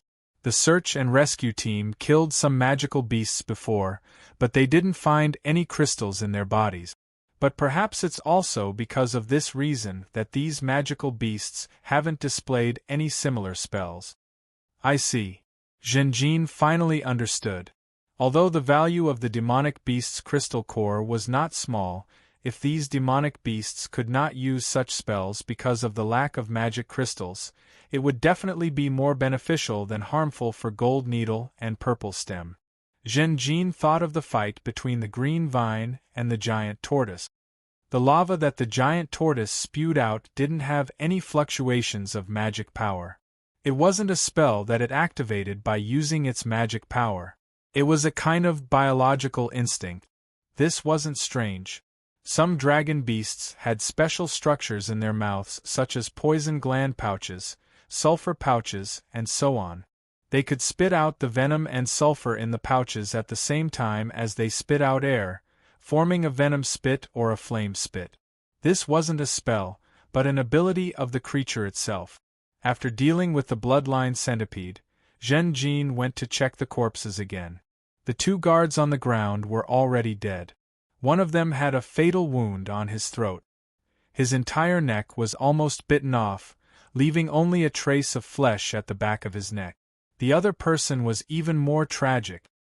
His entire head was severely deformed, and brain matter mixed with blood flowed all over the ground. These were all fatal wounds. Both of their stomachs were smashed. These injuries were obviously caused by the poisonous snake. Zhen Jin's expression became more serious. He stood up and looked around. He carefully discovered that the surrounding bushes had been trampled and broken badly. In the eyes of ordinary people, this scene was chaotic and disorderly. However, Zhen Jin found that he could effortlessly distinguish between the traces left by humans and the traces left by wolves. Even, according to these traces, he could draw a virtual route in front of his eyes. The young man narrowed his eyes. His line of sight followed the route that appeared in his mind and gradually looked into the distance. But soon, the bushes and dense forest blocked his line of sight. Zhen Jin took a few steps forward, passed through the bushes, and turned around a big tree. At this time, a rare open space in the forest appeared in front of him. ZD followed Zhenjin to this open space. Zhenjin looked down at his feet and found that there were still footprints left on the open space. This was because the ground in the dense forest was piled up with a considerable amount of rotten leaves. The rain was very heavy, causing the rotten leaves to contain a lot of water. Therefore, the heavier a person was, the deeper the footprints on the ground would be, and often some water stains would seep out. The footprints on the open space were very far apart from each other. This showed that the owners of the footprints, which were the guards, were in a state of running. Zhenjin pondered and secretly speculated. These two guards took a fancy to this open space. There is no cover and the view is very good. It is a good battlefield to deal with the wolf. He seemed to be replaying the scene in his mind. But when they were guarding here, they suddenly found the wolf running in the bushes. It seemed to want to bypass these guards to go after ZD. So these two guards were anxious. They had to give up the terrain and risk rushing into the bushes in an attempt to chase and obstruct the wolf. In the bushes, the two guards were one in front and one behind. The wolf was extremely fast. It suddenly turned around and counterattacked. It jumped up and directly bit through the head of one of the guards. Then, it rushed to the guard behind and bit his throat. Zhenjin combined the corpses and all kinds of traces and made a series of guesses. A chill spread from the bottom of his heart to the whole body. The blue wolf's temperament was cruel and fierce, but it was still so cunning. It seemed to be able to see through people's hearts. It used a combination of luring and counterattacking tactic. The execution of the tactic was also very simple and efficient. It quickly killed the two guards. During the whole process, it also used the terrain and the two guards' mentality to protect their master. Even when it turned around to attack and used a fatal attack, it was very strategic. Without a helmet, it directly used its fangs to crush the head. With a helmet, it bit the throat. The two guards' strength did not reach the level of black iron, but they were both bronze-ranked. They were not a match for a silver-ranked magical beast, but at least they should have caused some injuries to the wolf. However, when the guards finally sacrificed themselves, they did not make the wolf pay any price. Zhenjin sighed to ZD behind him. This blue wolf is definitely silver-ranked. The traces of battle were the best proof. The bite force and jumping ability of the wolf were obviously silver-ranked. Zhenjin sighed. The scariest thing is that it has shocking intelligence, completely surpassing normal magical beasts. Especially in the use of tactics, it is almost comparable to humans. Generally speaking, wolves hunt in packs and use pack tactic. Wolves that travel alone are defeated by the pack, or the old, weak, sick or disabled. Only a fierce tiger will hide and slowly approach its prey. Then, it will suddenly attack and try to kill it in one shot. The wolf that chased us before was obviously not normal. The tactics it used were more sinister and ruthless than a fierce tiger. We were lucky to be able to get rid of it before. ZD nodded in agreement, her face paled. I even suspected that the wolf had a human soul. The first time we came into contact with the wolf, it was the member at the back of the team who was attacked by it. It obviously had the ability to kill, but it only dragged the guard and ran, making us rush to rescue him. Our formation was messed up, and it took advantage of us. In the first battle, although we heavily injured it, it killed 3 guards. We suffered heavy losses, so of course we were very angry. But the wolf was a silver-ranked magical beast, and it had already disappeared without a trace. After we discussed, we decided to continue to search for you, and temporarily give up on revenge. Many of us thought that this severely injured wolf would be eaten by other ferocious beasts in the forest. Even if it was still alive, it should have been hurt by us, and would not dare to provoke us again. But the facts after told us that we were all wrong. Very wrong. The second time the wolf appeared was 6 days later. Its injuries had mostly healed, and it rushed directly to our camp in the evening. It brought a beehive, threw it into the camp, and immediately retreated. Then, a group of fire-poisonous bees attacked the whole camp. Those poisonous bees were not even afraid of smoke and fire, and had a strong fire poison. We finally repelled these poisonous bees, but 4 guards were stung, and their injuries were the most serious, and they all fell into a coma. Their bodies were hot, and I used all the methods I could think of, but I could not cool them down. In the middle of the night they all died. After that, our team was attacked by the wolf again and again, and it became our death god, a nightmare that we could not get rid of, ZD said until here, hugging her arms, her body was trembling slightly, and there was still a lot of lingering fear in her heart. Zhenjin looked at his fiancée who was about to cry. She was so helpless. The young knight could not help but take a few steps forward, stretched out his arms, and took the initiative to take ZD into his arms. The girl's delicate body trembled, like a frightened rabbit returning to a warm nest. Soon, her emotions stabilized in Zhenjin's arms. Zhenjin gently patted the girl's back, and lowered his head to see that the girl's face gradually revealed a shy expression. "I can understand your feelings," Zhenjin said gently. "Now I am with you. Unless I fall, I will always protect you, and stop any magic beast that hurts you." Lord Zhenjin. ZD's eyes revealed tenderness. The 2 of them continued to clean up the battlefield. Of the 2 dead guards, one was wearing leather armor, but it was already in tatters. The other was wearing a helmet and chain mail. Zhenjin first took the iron armor and replaced it with his own body. His original leather armor had just been pierced by the poisonous snake's centipede feet. Then, he took the iron chain mail and helmet and put them on himself. A sense of security suddenly arose spontaneously. To a certain extent, equipment could make up for the difference in life levels. For example, the blue-haired wolf didn't want to use its teeth to fight head-on with the helmet. As for the iron boots, because they were not suitable for the youth's feet, Zhenjin abandoned them. In addition to protective equipment, there were also weapons. Of the 2 guards, one used a long sword, and the other used a scimitar.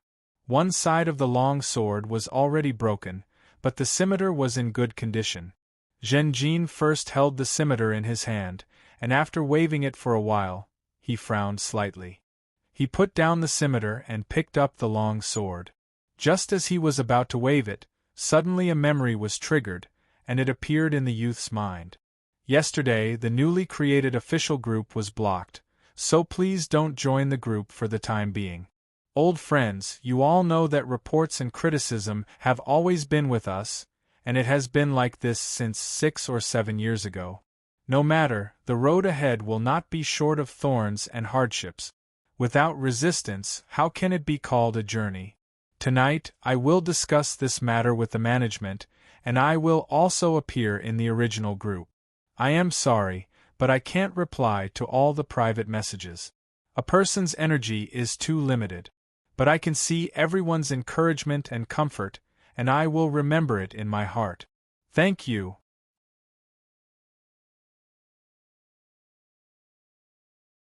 Chapter 5. The sky was gloomy, and it was drizzling. In a spacious training ground, a group of youths formed a circle, and Zhenjin was lying on the ground, surrounded by the youths. The youths looked down at Zhenjin, constantly laughing and mocking him. Their faces were full of disdain. The leading youth was tall and sturdy. He had a head of green hair that looked like steel needles that stood on his scalp. The green-haired youth crossed his arms and stepped on Zhenjin's shoulder. Zhenjin, remember this, your 100 Needles clan is only a viscount, a loser. You want to be on equal footing with us? The green-haired youth suddenly lifted his foot and stepped on Zhenjin's head. He laughed nastily. Today, I'll teach you a lesson. From now on, whenever you see us, no matter where you are in the castle, you better lower your head, make way for us, and shrink to the side. Low-class nobles should act like low-class nobles. If I see you looking at me, Qing Kuei, on equal footing again, I'll cripple you. Do you understand? Qin Kuei roared and exerted force on his foot, directly crushing Zhen Jin's head into the mud. Ununderstood. Cough, cough, cough. Zhen Jin made a sound with difficulty. Ha! Qin Kuei raised his head and laughed complacently. He lifted his foot and left. Before he left behind a sentence. Of course, Zhen Jin, if you're not convinced, you can challenge me at any time. I, Qin Kuei, will be waiting for you at any time. Cough, cough, cough. Zhen Jin struggled to sit up. Because he had just opened his mouth to speak, the muddy water inevitably flowed back into his throat, causing him to cough again. Seeing him in such a sorry state, the youths all lost interest. Bah, who do you think you are? He wants to challenge young Master Qin Kuei? Why? Because of his embroidery needle, ha ha. The rain was getting heavier. The youths clustered around Qin Kuei, letting out guffaws as they entered the castle. Zhen Jin sat in the mud, letting the rain fall on his body. He was covered in wounds and his face was extremely pale. After being stunned for a moment, his gaze turned slightly and stared at a sword in the mud. That was his sword. It was a very thin rapier. The rapier was soaked in the muddy water, and it seemed to have lost its former sharpness. The memory came to an abrupt end. Zhen Jin returned to reality and couldn't help but frown. I'm a member of the 100 Needles clan? His territory seemed to be in the south. He was a southern noble who had joined the empire in the last 100 years. I think it used to be an earl's domain?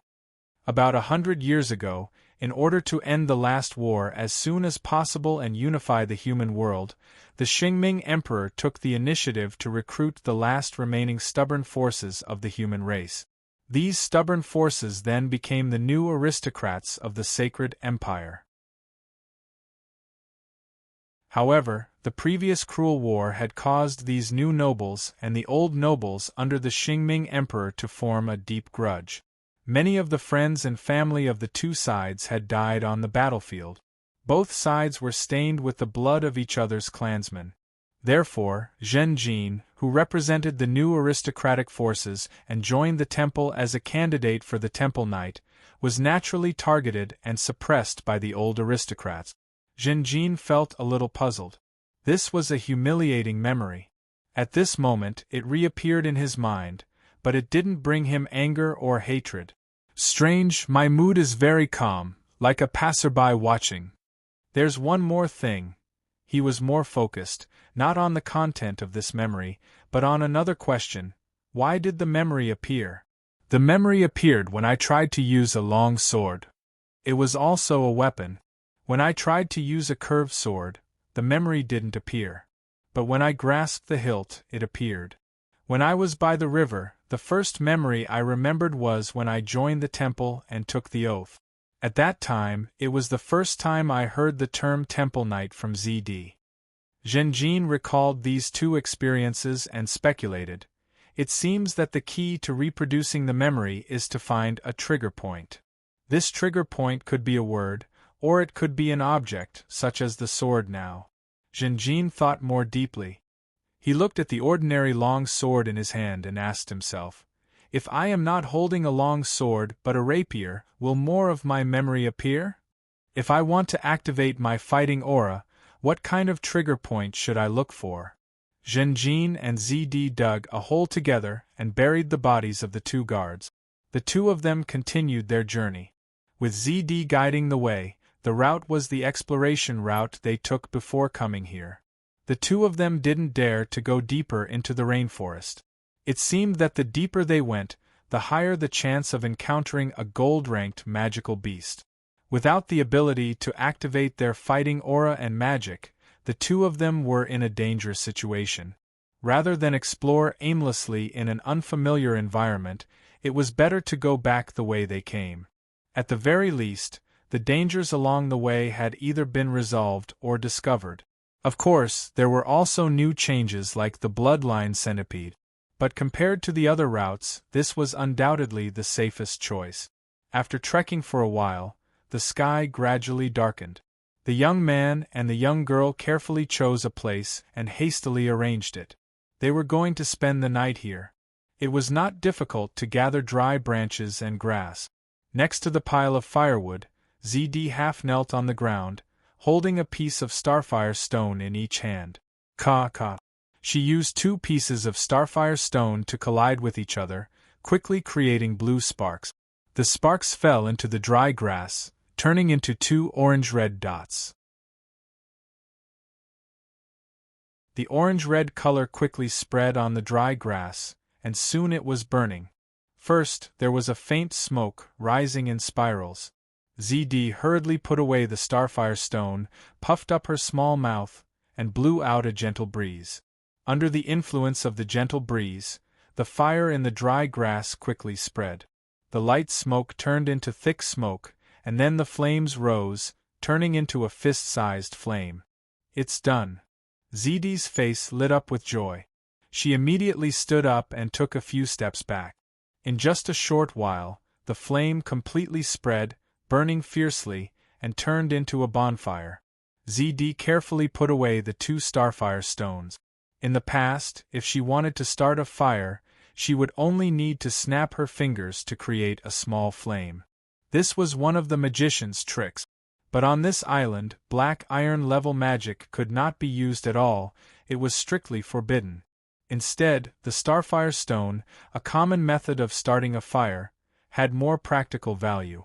Without these starfire stones, it would be quite troublesome to start a fire with bare hands. The burning bonfire brought warmth and light, driving away the darkness of the night. There was no barbecue on the bonfire. The young man and the young girl sat around the bonfire, nibbling on dry rations and drinking water. Whether it was the starfire stones, dry rations, or water, they were all plundered from the corpses of the 2 guards. Although the dry rations were hard to swallow, under these circumstances, there was nothing to be picky about.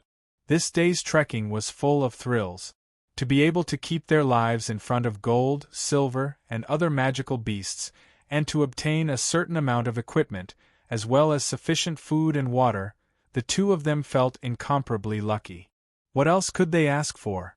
After eating and drinking to their heart's content, the young man and the young girl carefully tidied up and stored the remaining food and water away. Zhenjin calculated and frowned slightly. According to the current food and water, it will only last us for 2 days. Both the young girl and the young man had a much larger appetite than ordinary people. Especially Zhenjin. His appetite was more than 3 times that of ZD's. This was not strange. ZD practiced magic, and her life level had leaped to black iron level. And Zhenjin was very likely to have a silver level cultivation level. The higher the life level, the greater the appetite, and the higher the requirement for external nutrient. ZD estimated. Next, if we go back the way we came, it will take us another 7 days to get out of the rainforest. But it doesn't matter, we brought enough supplies on the way here, and set up a few campsites along the way. Some of the campsites still have some supplies. If nothing unexpected happens, there should be no problem with food. Zhenjin nodded, only then was he relieved. He took out his longsword and wiped the blade with an oilcloth. Weapons needed to be maintained. Although the longsword was ordinary, it gave Zhenjin a tangible sense of security. Unfortunately, there are no crossbows. Crossbows were prohibited for civilians, but Zhenjin and the others were originally going to White Sand City, so they were equipped with this kind of weapon. According to ZD, the exploration team that came to search for Zhenjin was originally equipped with 5 crossbows. But along the way they suffered a series of losses. After the Blue Wolf suffered a loss from the crossbows for the first time, it began to deliberately target them. After biting most of the crossbowmen to death, it also directly chewed the crossbows. Seeing that Zhenjin had finished wiping the longsword, ZD walked over. "Sir, let me check your wound." Zhenjin nodded. After removing the bandage, he found that the wound on his arm had mostly healed.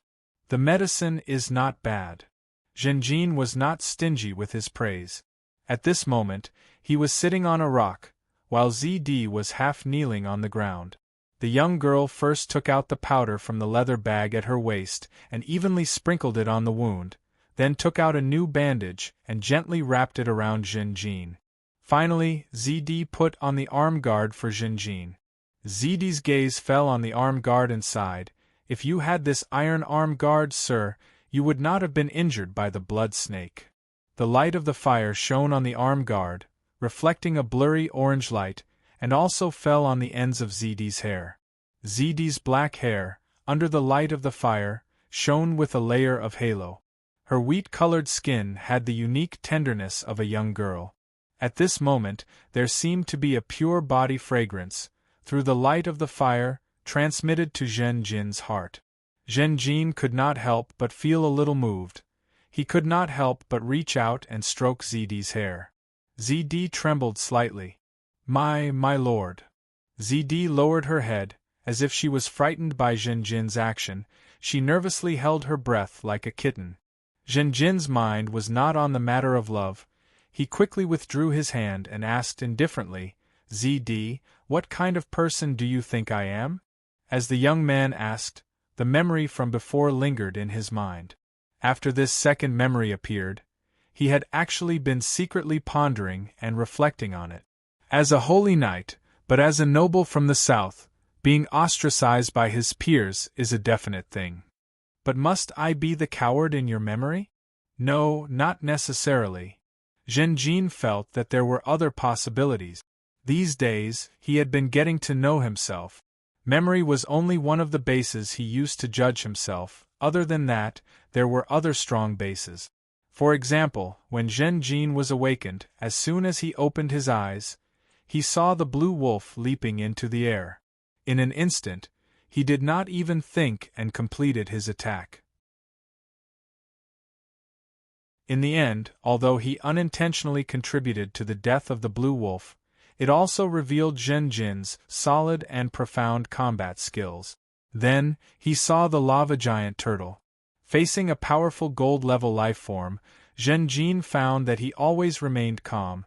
Although he was very nervous, there was not a trace of panic. Later, he found the bodyguard's body.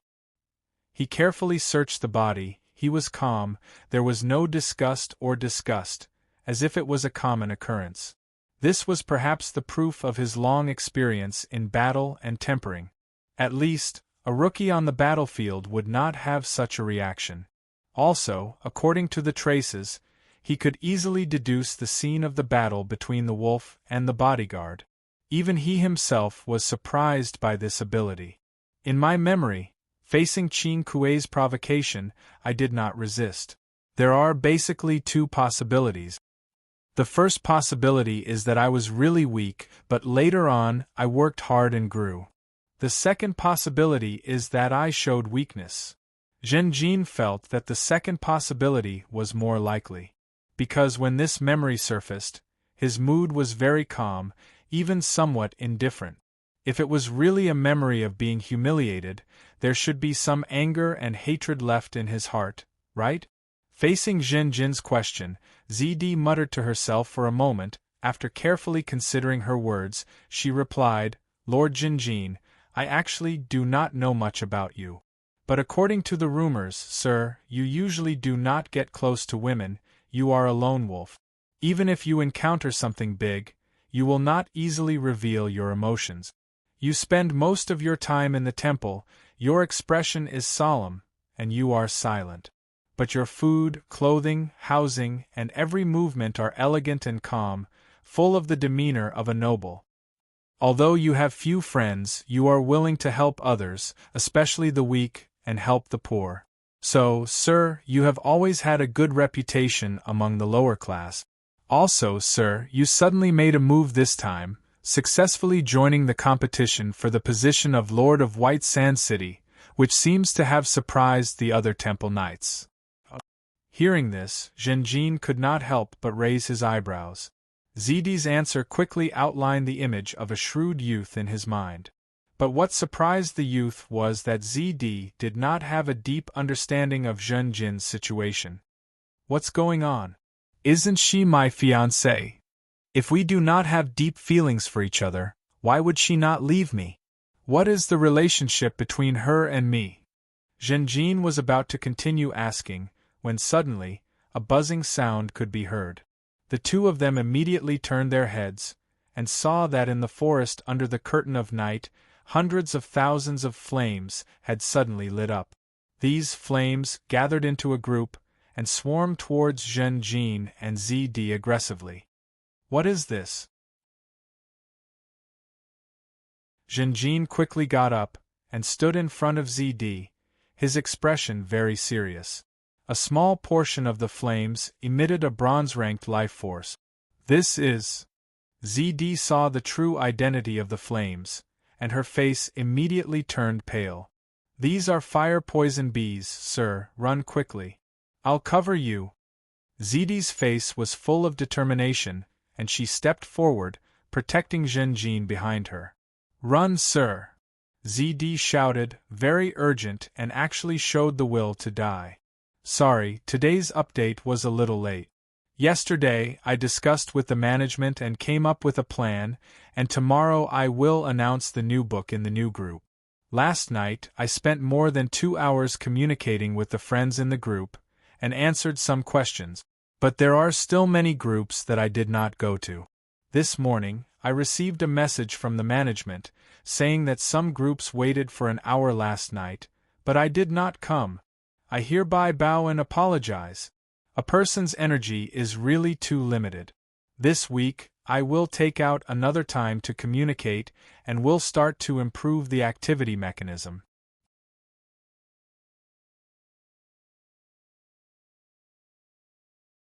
Chapter 6. Zhenjin's counterattack was very effective. He killed many of the poisonous bees, but at the same time attracted even more of them. The poisonous bees kept coming. After hundreds of stabs, Zhenjin felt sore in his muscles. After thousands of stabs, the soreness turned into a swelling pain. In Zhenjin's illusion, the arm he used to wield the sword seemed to have swelled up. The sword in his hand also became heavier. Buzz, buzz, buzz, the poisonous bees seemed to be endless. They were enraged by the casualties and flew out of the bonfire. The swarm rushed over like a tsunami, trying to drown the young man and girl. Damn it! Zhenjin cursed and waved the sword with all his strength. The sword was now several times heavier. Zhenjin knew that this was a sign that his physical strength had reached its limit. He was sweating profusely and his head was dizzy. The arm he used to wield the sword was almost not his anymore. His muscles were numb, and every stab caused a piercing pain in his bones. It was like a rusty gear that had not been repaired for a long time but still had to work. One by one, the poisonous bees stung Zhenjin. Under such an attack, the chainmail's defensive effect was minimal. Zhenjin gritted his teeth and kept in mind that ZD was behind him. In order to protect his fiancée, he had not retreated a single step since the start of the battle. He held the sword in one hand and groped his body with the other, pulling out the poisonous bees that had stabbed him and were still struggling. These poisonous bees died as a result and were casually thrown to the ground by Zhenjin. Sir, sir. ZD's sobs came from behind him. Not a single poisonous bee attacked her. Perhaps it was because Zhenjin had completely angered the poisonous bees. A large number of venomous fire bees even abandoned the burning bonfire to deal with needle gold. At the same time, perhaps it was because Zhenjin's vigorous exercise, the heat he emitted was much higher than ZD's. Zhenjin felt that time was slow and unbearable. Finally, his vision cleared and there were no more poisonous bees in front of him. The ground was littered with the corpses of the fire-poison bees. He had won. Zhenjin loosened his grip on the sword in his hand, and the tip of the sword almost stabbed into his foot. Numbness was Zhenjin's greatest feeling. But soon, the wounds caused by the poisonous fire bees caused a burning pain all over his body. As for his right arm, it was as if it didn't exist. He had almost lost all feeling in it. Sir, be careful! ZD cried out in alarm. This scream stimulated Zhenjin, causing his numb mind to suddenly sober up. When the bonfire was almost extinguished, More than a dozen poisonous fire bees flew out of the bonfire and attacked again. There was still the last batch of fire poison wasps left. However, I don't have the strength to fight anymore. Zhenjin smiled bitterly. He was very clear about his own condition. He was well aware that if these venomous fire wasps had attacked him together, he might have had the ability to deal with them. But now that he had loosened his grip, he could not even pick up the sword in his hand. Although he did not feel anything now, Zhen Jin knew that the poison of the venomous fire bees had spread throughout his body. There seemed to be a voice in his heart telling him that if he continued to fight recklessly, he would most likely pay with his life. This was the strong intuition of a warrior. Zhen Jin valued this feeling and knew that he could not continue to fight recklessly. Let's run. Zhen Jin gritted his teeth and sighed. He turned around and grabbed Zidi's hand, and quickly ran away. The young man and the young woman ran hand in hand, plunging into the dark forest. They had no choice but to run. If they stayed, they would only lose their lives to the poisonous stingers of the venomous fire bees. But if they ran, although it was very dangerous, they still had a glimmer of hope. I will not give up until the last moment. Zhen Jin's gaze was resolute, and his fighting spirit did not decrease in the slightest. Zidi, who was behind him, was dragged along by Zhen Jin.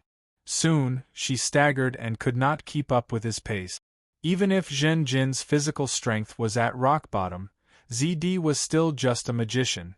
Sir, let me stay behind. I will lead them away.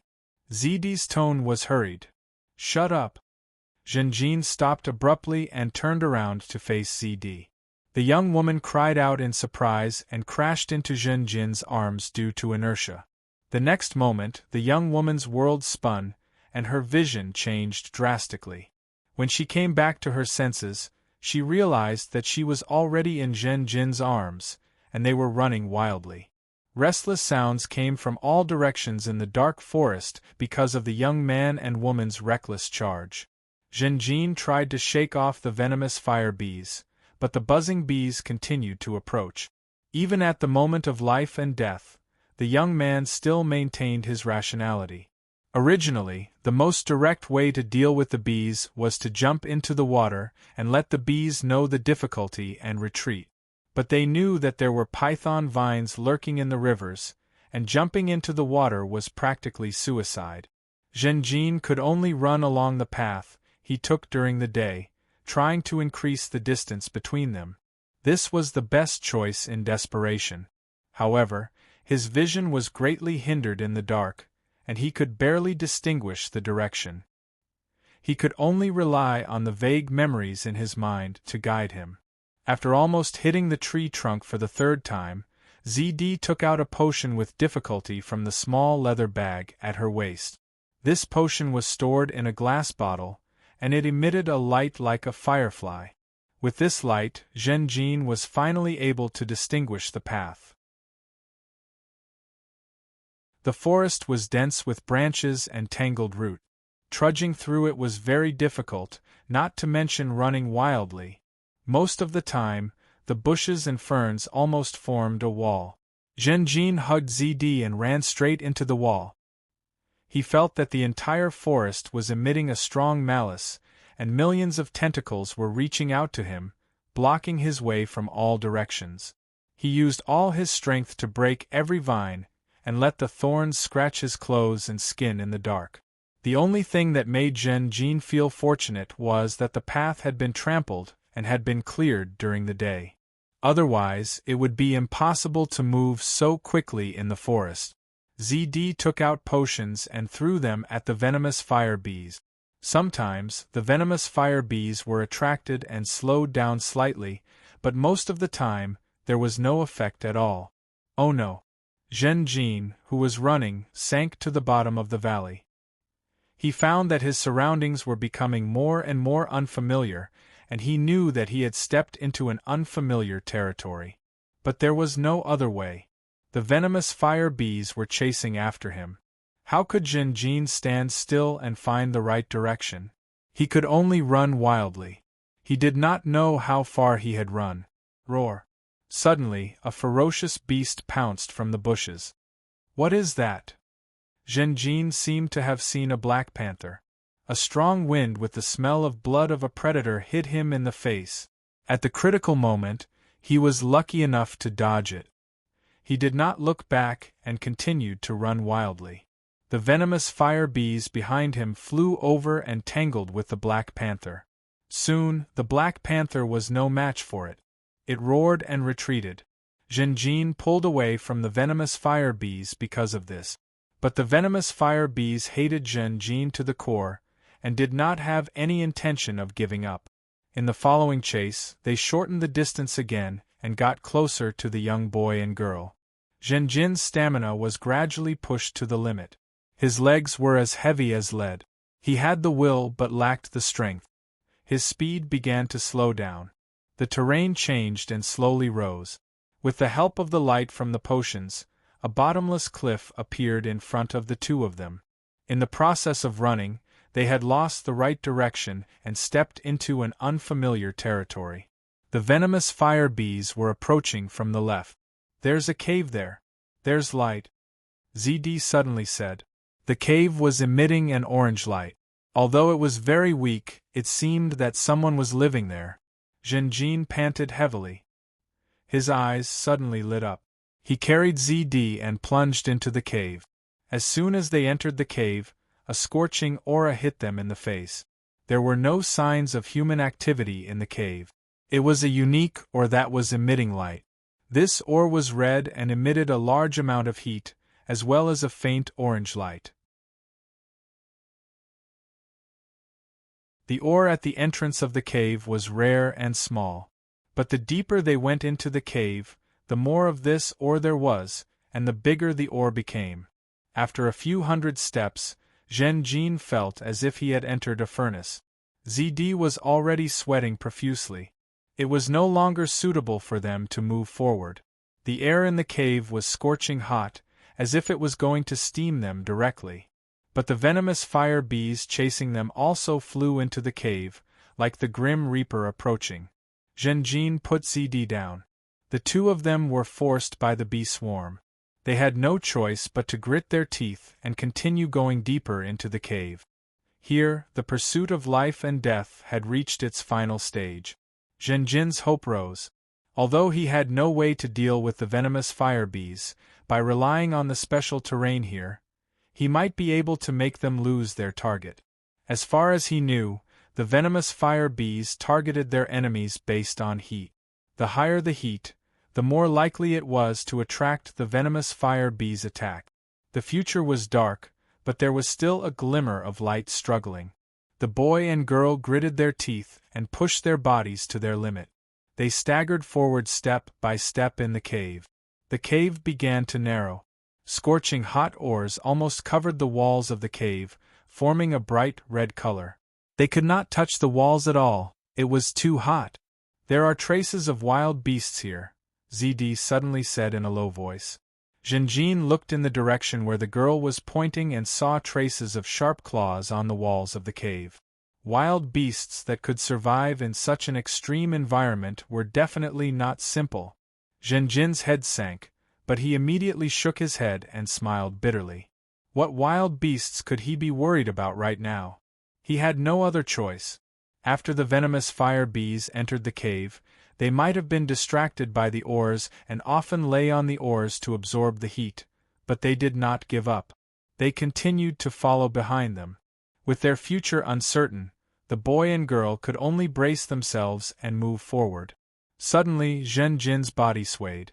Then, a strong wave of dizziness attacked his body and mind, and he almost fainted on the spot. This is bad. Zhenjin staggered.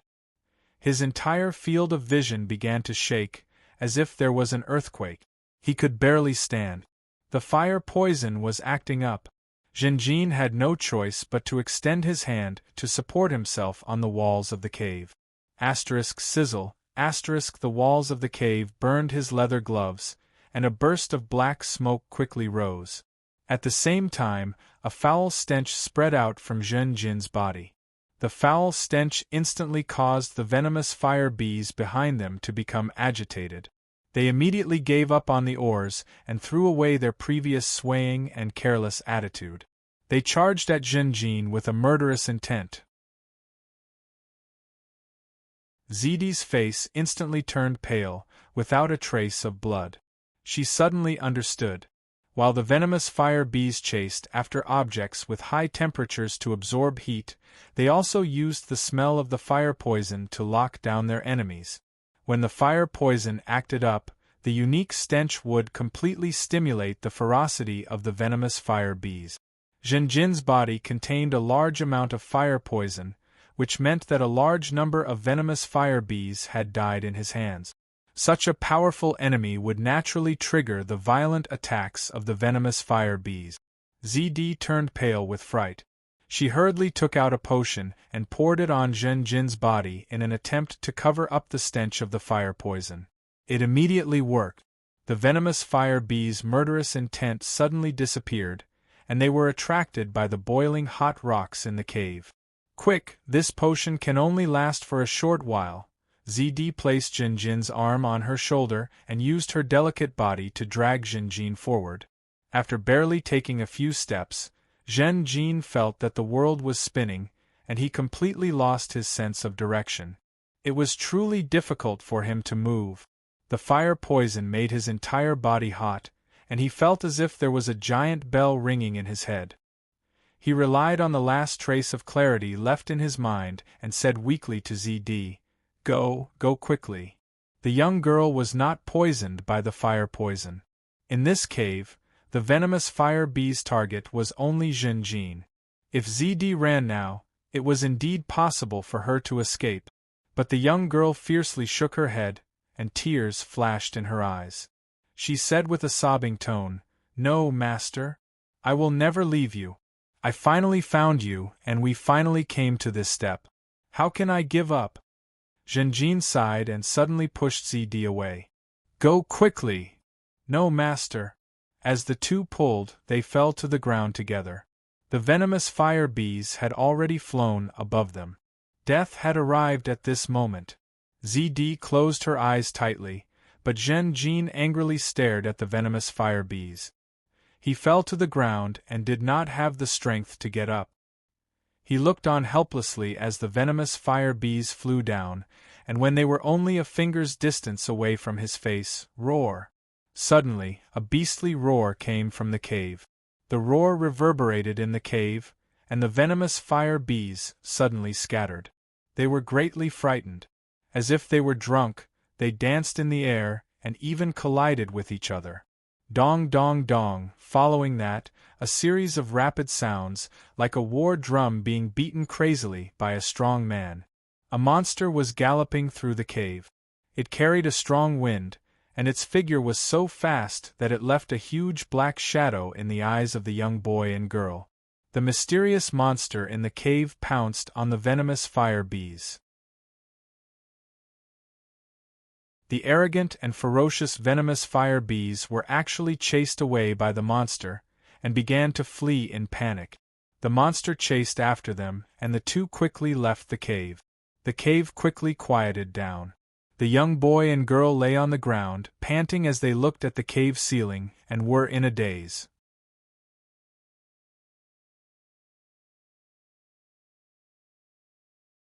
Chapter 7. In the mine, the young boy and girl's faces were full of disbelief. They were actually still alive.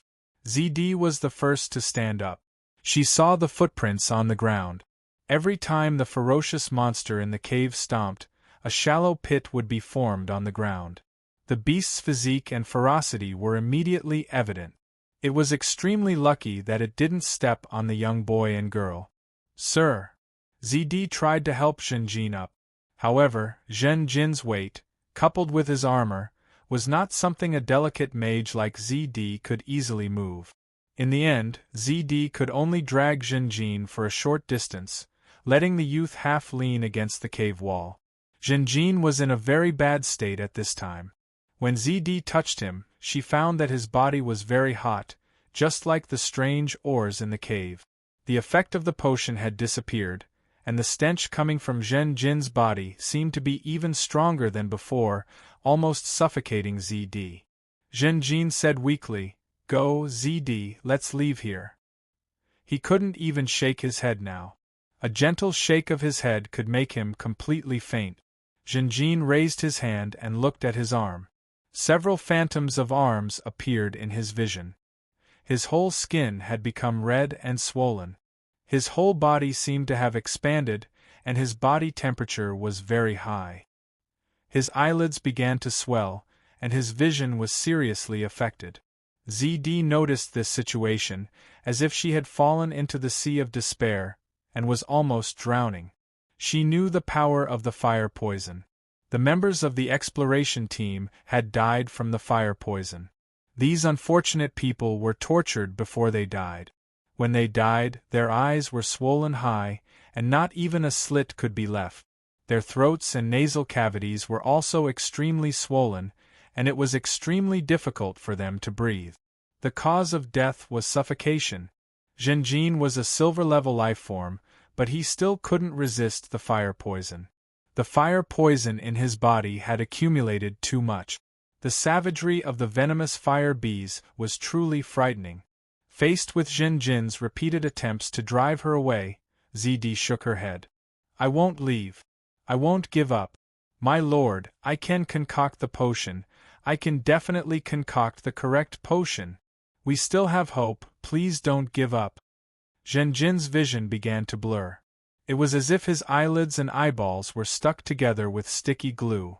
No matter how hard he tried, he couldn't open his eyes. In his blurred vision, he saw ZD crying. She sat on the ground and took out several bottles of medicine from the small leather bag on her waist. She poured the potion on the ground, and it quickly corroded a small round hole in the ground. After that, she began to concoct the potion. She mixed several potions together, and took out many dried leaves and roots from her bosom. She first crushed them into powder and then poured them into the pit. Gurgle gurgle. The mixture of potions in the pit began to bubble. ZD stared intently at the potion. She continued to concoct the potion and occasionally wiped her eyes. It seemed that the potion was stinging her eyes. Zhen Jin wanted to persuade her again, but after a few breaths, he found that he had lost the ability to speak. His throat felt like it was on fire. It was so swollen that it was difficult for him to swallow. His tongue was so numb that he couldn't feel it at all. It was as if he didn't have a human organ. Soon, his consciousness began to slack. After that, Zhen Jin was in a half-awake state. He lost the ability to sense anything that was happening around him. While he was in a daze, he felt a cool liquid slide down his throat from his mouth. His throat was like a block of stones that were tightly piled together. But under the nourishment of the cool liquid, these stones quickly melted and soon a smooth path was formed.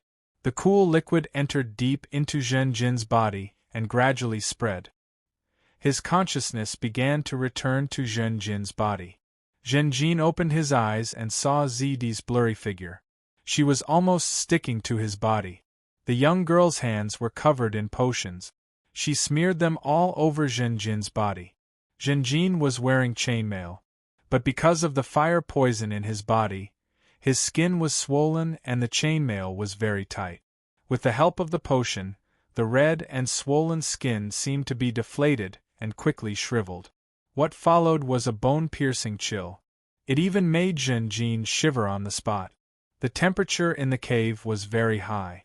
ZD was busy for a while. Soon, she was drenched in sweat. Her originally loose robe was stuck to her body because of her sweat. After applying the potion, the young girl's pair of purple eyes shone brightly. She stared at Zhen Jin without blinking.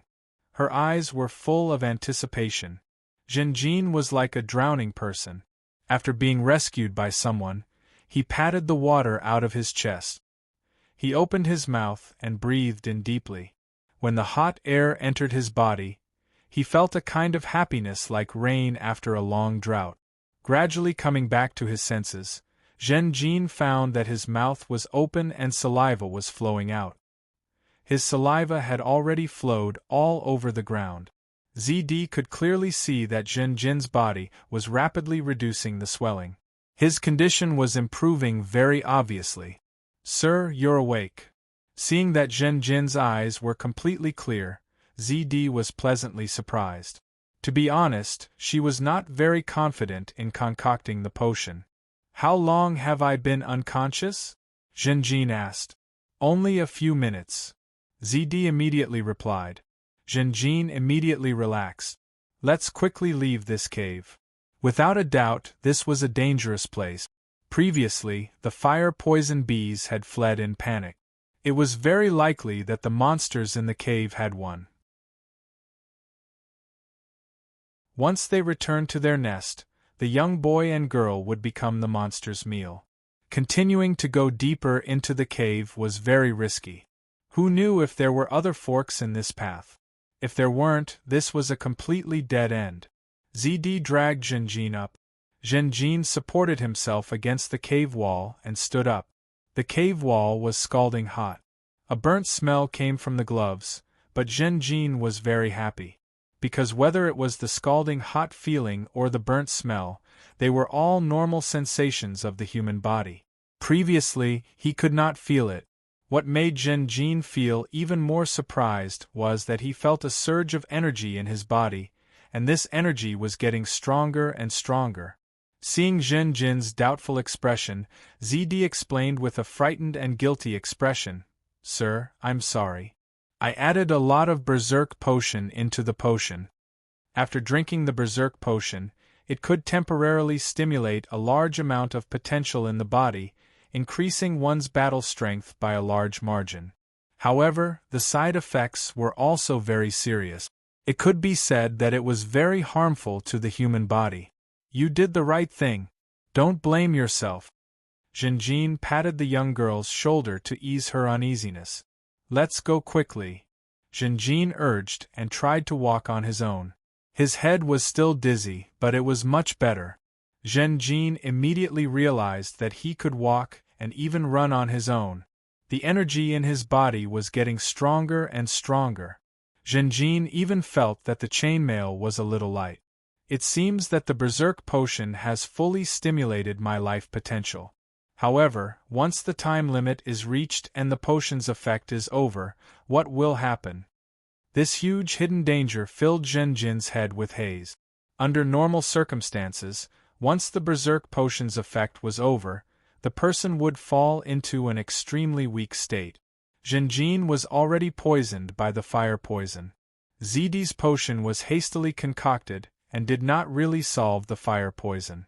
It relied more on the combination of the berserk potion and other potions to make Zhen Jin's life force explode and resist the fire poison.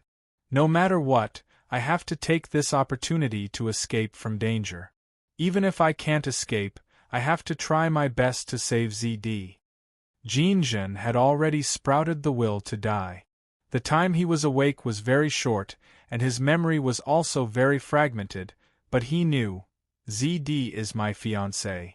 Our relationship seems to be a little complicated, and there may be secrets, but she was always by my side and never left me.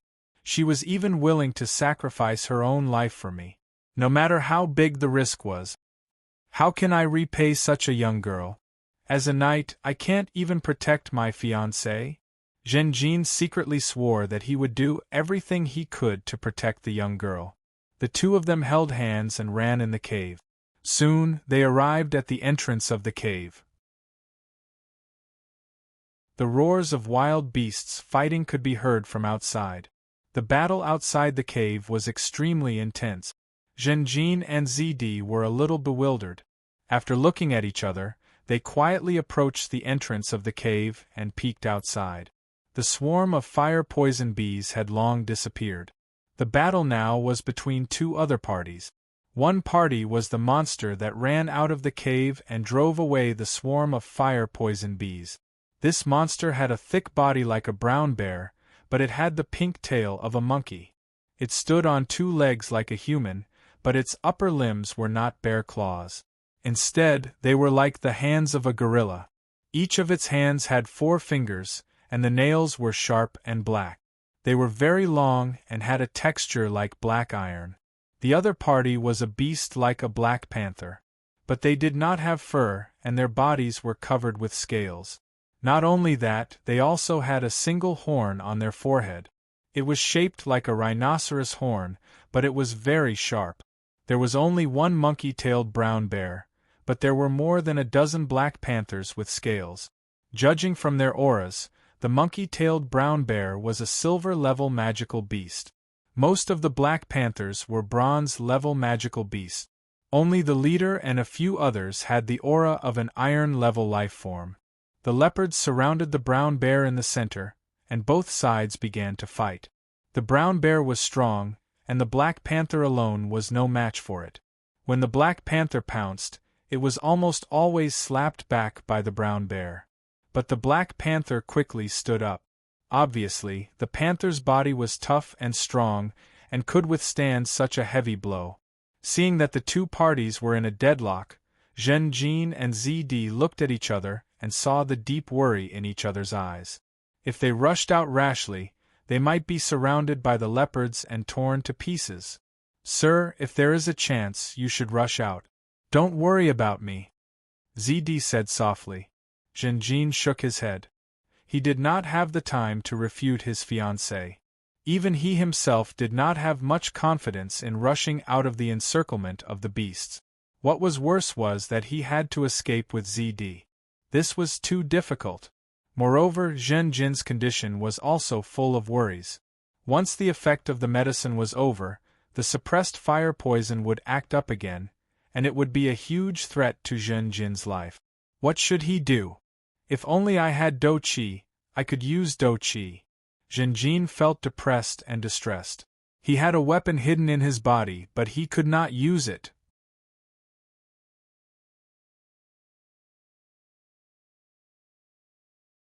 Chapter 8. There was no chance at all. Zhen Jin and ZD hid near the entrance of the cave, paying attention to the battle outside the cave. Throughout the entire process, the horned black panthers were busy but not chaotic, firmly encircling the monkey-tailed brown bear in the center. Once the boy and girl left the cave, they would be exposed to the eyes of these wild beasts. If they took the risk and rushed out, the chances of survival were very low. Unless it was a last resort, the two of them would never do such a thing. The more Zhen Jin watched, the more alarmed he became. In the battle between the two sides, the horned black panthers were still slightly superior. They had a lot of numbers. Although leopards don't travel alone, they often live and reproduce in the form of family group. So many leopards hunting in a group is simply unprecedented. On this island, not only do the forms of life have terrifying mutations, but their habits have also changed greatly. Zhen Jin also had guesses about the origin of these horned black panthers. He remembered that when they were being chased by the poisonous fire bees, they were attacked by a mysterious panther-like beast on the way. In the end, this wild beast was forced to flee in panic under the pressure of the poisonous fire bees. This wild beast was very likely a horned black panther. After it was defeated, it probably returned to its tribe and contacted the other black panthers. It followed the scent of Zhen Jin and ZD's escape and finally came here. Rather than saying that these black panthers are taking revenge on the poisonous fire bees, it's more likely that they're hunting me and ZD. If that's the case, this monkey-tailed brown bear blocked a disaster for the two of us. However, Zhen Jin was not grateful at all. The monkey-tailed brown bear first chased away the poisonous fire bees and now fought with the black panthers, fighting for a chance of survival for Zhen Jin and ZD. However, if it won and returned to its nest, it would still attack the young boy and girl. All of this was just a coincidence. Roar! The Black Panther leader suddenly pounced on the brown bear's back, opened its mouth, and bit the brown bear's neck. The monkey-tailed brown bear was furious and shook its body crazily. However, the Black Panther leader gritted its teeth and its body was almost flung away. It could only bite the brown bear's neck tightly with its teeth. The brown bear had fat skin and flesh, so it was bleeding profusely for a while. It stretched out two gorilla-like claws. Its sharp nails pierced through the scales and pierced deeply into the Black Panther leader's body. The black leopard leader refused to let go. At the same time, the other black leopards also pounced forward. One by one, the Black Panthers pounced on the brown bear, pressing it to the ground. "This is our chance." Seeing this, Zhenjin made a prompt decision and immediately dragged ZD out of the cave. However, at this moment, the remaining black leopards saw them. One of them immediately roared and pounced at the two of them. The other beasts were also getting restless. Zhenjin and ZD were forced back into the cave by the panther. The Black Panther didn't chase him into the cave because the brown monkey bear had exploded. Its claws emitted a boiling hot aura, and its black iron-like sharp nails turned red, like steel being roasted in a furnace. The brown bear rolled on the ground frantically, shaking off most of the Black Panthers on its body. Then, his two sharp claws pierced fiercely into the depths of the Black Panther leader's body. As the Black Panther struggled crazily, large amounts of blood spewed out from its mouth and nose. Chi! In the next moment, the brown monkey bear brazenly tore the Black Panther leader in half. Its sharp claws turned red and emitted a scorching aura, as if steel had been tempered in a furnace and was immediately taken out. The red iron-like claws could easily pierce through the Black Panther's scales. Under the brown bear's huge strength, it became a killing weapon. In an instant, nearly 10 Black Panthers were slaughtered and died on the spot. The leopard pack collapsed and suffered heavy losses. Although the brown monkey bear was the final victor, it was also very miserable. Its right eye had already been scratched blind, and its entire body was covered in wounds and dripping with blood. The few wounds on its legs and arms were even deeper and bones could be seen. The most serious wound was on its neck. This was where the Black Panther leader's mouth was. The wound was very deep, and it seemed to have bitten through an artery. Now, bright red blood was constantly flowing out of the wound. The brown monkey bear was so heavily injured that it did not chase after the leopards after repelling them. Instead, it immediately walked back to the cave. There was no other way. Zhenjin and ZD could only retreat continuously. An injured ferocious beast was often even more terrifying. Fortunately, the brown bear was seriously injured and did not run. It walked back to the cave at a slow speed. The youth and girl were forced deeper into the cave. If there was only one path in the cave, they would still have to meet the brown bear in the end and fight. However, Zhenjin was not confident. He originally had a long sword, but he lost it at the bonfire. The only sharp weapons on him now were 2 daggers. One was with him, and the other was in ZD's hands.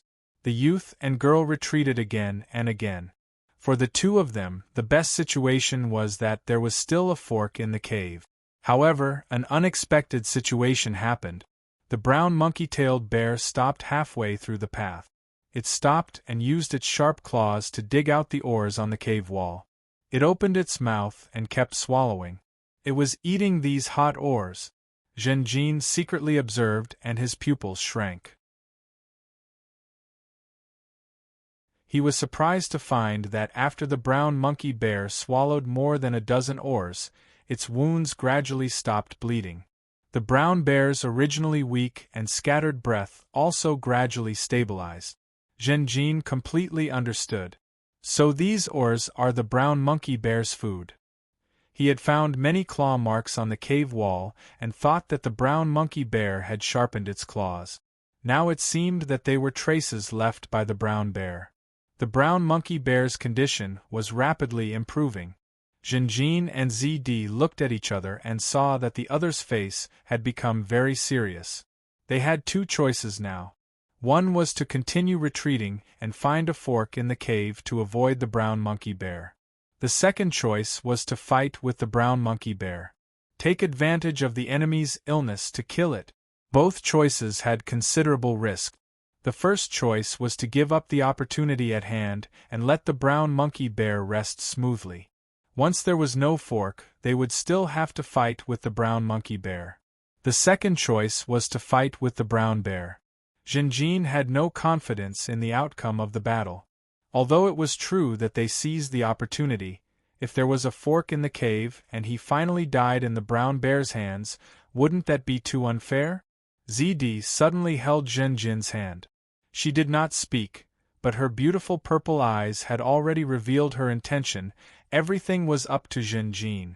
For a time, Jinjin was caught in a dilemma. This was a choice of life and death. The key point was that it was not only about his own life and death, but also the life of his fiancée ZD. The heavy responsibility was on Jinjin's shoulders. Jinjin's eyes flickered for a while and soon revealed a determined light. He held ZD's hand and then let go. He pulled out his dagger and slowly moved closer to the brown monkey bear that was eating. Jinjin had no confidence in either choice. There was also no reliable information that could help him make a decision. So he followed his natural choice. He preferred to fight and try to grab fate by the throat. Even if he did not have a long sword in his hand and only had a short dagger. He was getting closer and closer. The distance between Jinjin and the brown bear was getting closer and closer. The brown bear was still eating. Perhaps because it had returned to its nest, or perhaps because it was in a bad state after the fierce battle, it seemed to be unaware of the approaching Jinjin. But at this time, Jinjin's face suddenly changed. A memory emerged in his mind. Damn it, at this critical moment! Jinjin weakly cursed in his heart, but he could only temporarily immerse himself in the flash of memory. In an old tavern, the lights were dim and the voices were noisy. We won! Drink up! Jinjin found himself sitting in the corner, surrounded by knights wearing shining armor. Of course, he was also one of them. This group of knights had new wounds on their armor, capes, and bodies, but everyone was excited. It seemed that this was a celebration after the battle. Hurrah! Someone cheered. I don't think there is anything in this world that can stop us Temple Knights. Now that I think about it, the battle just now was very dangerous. Someone sighed. Someone stroked his wine glass and said with a voice full of fear, I almost lost control of my mount. The Temple Knight's sighs were met with a sneer. What kind of danger is that?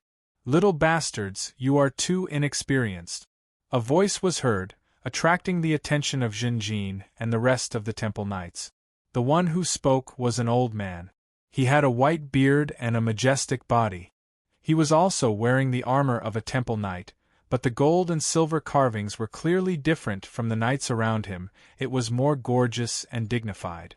The Temple Knights didn't refute him, but looked at this old man with reverence. The originally lively and noisy tavern quickly quieted down until there was no sound. Captain, tell us about it. I know that you have participated in many battles, such as attacking the Iron Flag Castle, encircling and suppressing the Blood Knights, and defending Griffin Cliff. What do you think was the most difficult battle? Someone asked. The old captain chuckled and did not say anything. Instead, he raised his head and drank all the beer in the barrel. Just as he put down the cup, a Temple Knight beside him brought another full cup to him. The old captain reached out and held the cup. This time, he did not gulp it down. He only took a small sip, almost drinking all the beer foam in the cup into his stomach. Under the illumination of the fire, his remaining eye revealed a look of reminiscence. He said, The most difficult battle is the one 6 years ago in Lupus Valley. I know, it was the Battle of the Frost Knights. Someone said excitedly. There were also many people who looked at Jinjin with sharp gazes. The old captain nodded and continued, Yes, it was in Lupus Valley. Those southern nobles are all treacherous, despicable, and fickle. Our 5th Temple Knight Regiment had been marching for 5 days. After entering Lupus Valley, we were betrayed by our allies. Tens of thousands of Cold Wood Knights surrounded us. Our 5th Temple Knight Regiment had just retreated from the front lines. After the first wave of attack, we were caught off guard and lost 30% of our men. There were only a little more than 1,000 men left, almost all of them injured. The Frost Knights launched wave after wave of attacks. We relied on our broken camp to barely defend. We repelled the second wave of attack and lost 300 men. After the third wave of attack, we lost 200 men. After the fourth wave of attack, we were left with 80 men. We used up all of our berserk potions and had no supplies. What's worse was that the enemy had a strong person called the Corruptor. This warlock is extremely vicious. Under his spells, our weapons and armors were strongly corroded. We were cornered and in a desperate situation. At that time, the Frost Knights regiment commander called for us to surrender. We knew that the southern nobles wanted to capture us so that they would have an important bargaining chip to negotiate with the emperor. But he underestimated us Temple Knights too much. We discussed for a while and launched our attack. We had no swords, but we were Temple Knights. We had no armor, but we were Temple Knights. We had no horses, but we were Temple Knights. We had no supplies, but we were Temple Knights. No matter how many enemies there are, how strong they are, how few we are, we will not surrender. Because we are Temple Knights.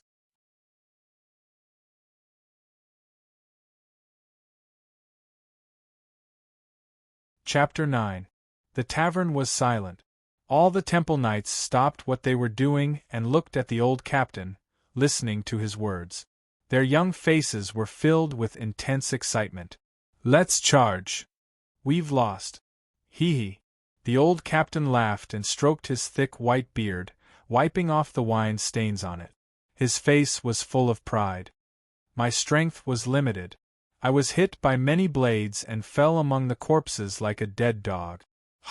When I woke up, I found myself back in the Holy Temple. Then I found out that the entire 5th Regiment was dead. I was the only one left. The Coldwood Knights didn't let us off the hook. They killed every single one of our corpses. Every corpse was killed, but fortunately, the knight who killed them used a rapier. That rapier blinded me and stabbed into my head.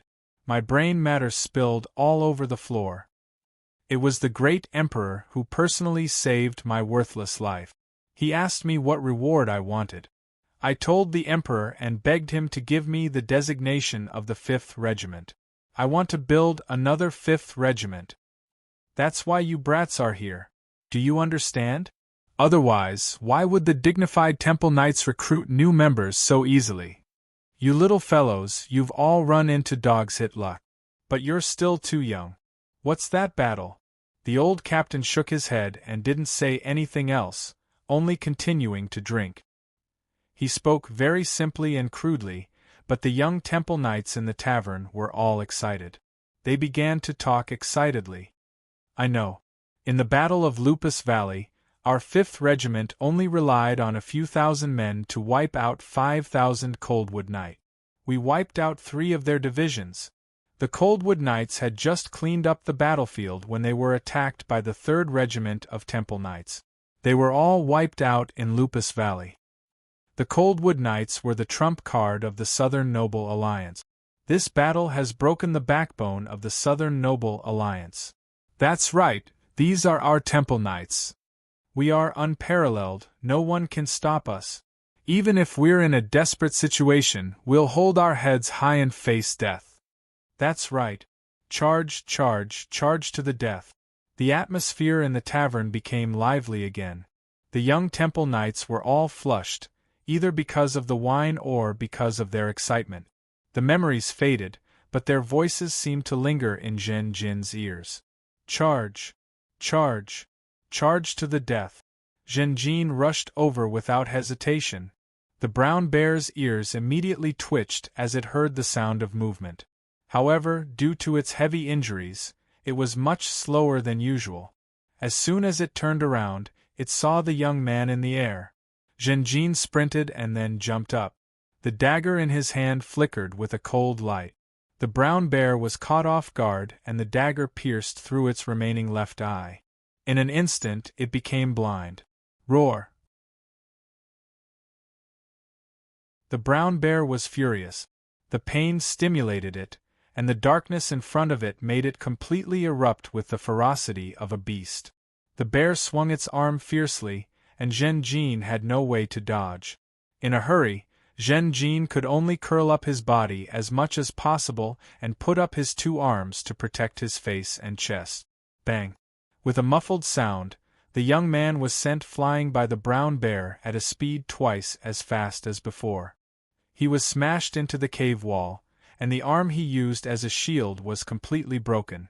Because of the strong impact with the cave wall, his shoulder blade and ribs were fractured in many places. His internal organs were also affected. The impact was too strong, and it seemed to have caused internal bleeding. Zhen Jin cried out and spat out a large mouthful of blood.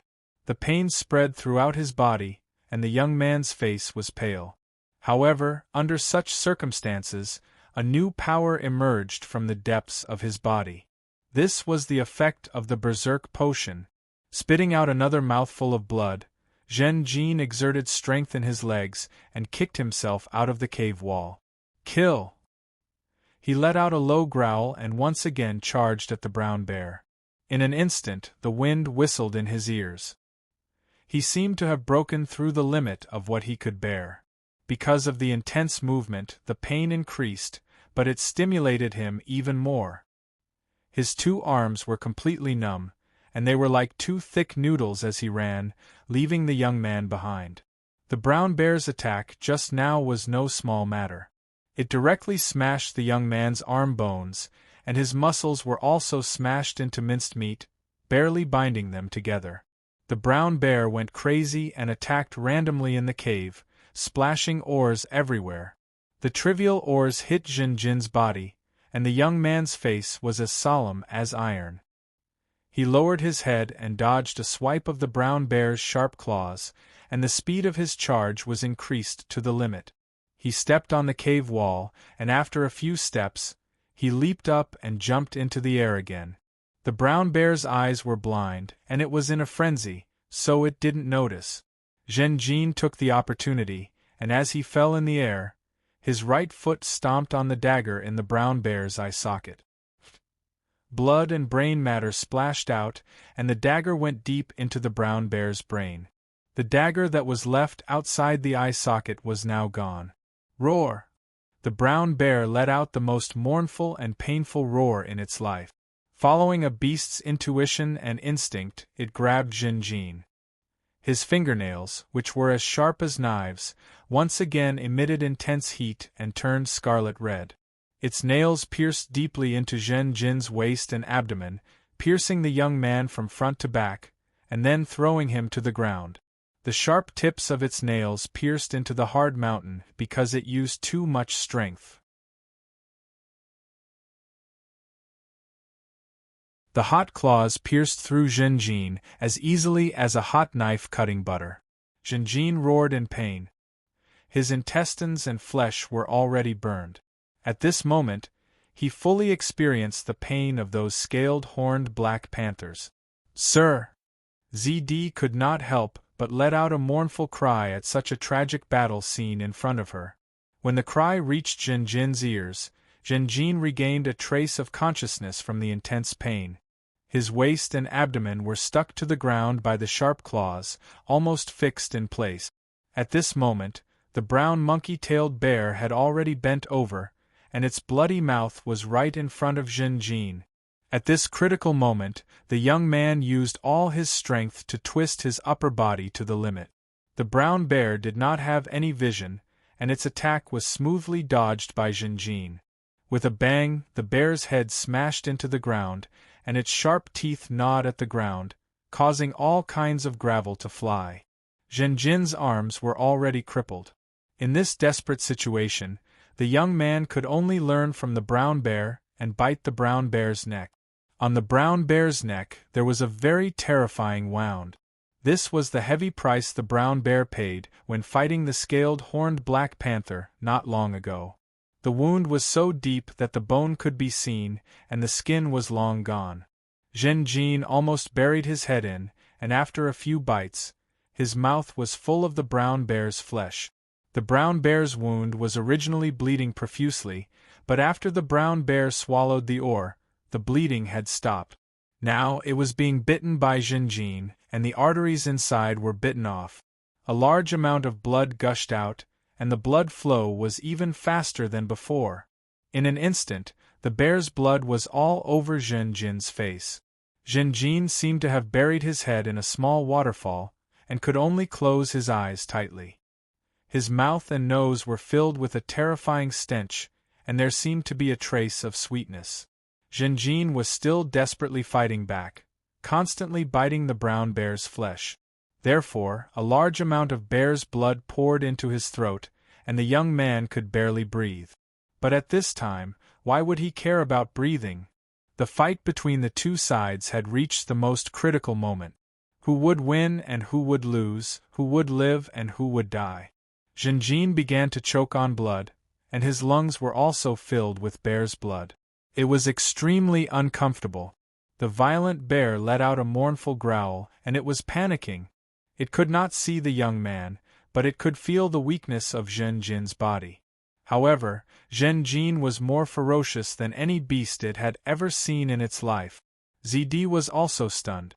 She stared blankly at the scene of the human bear biting, and her eyes lost focus.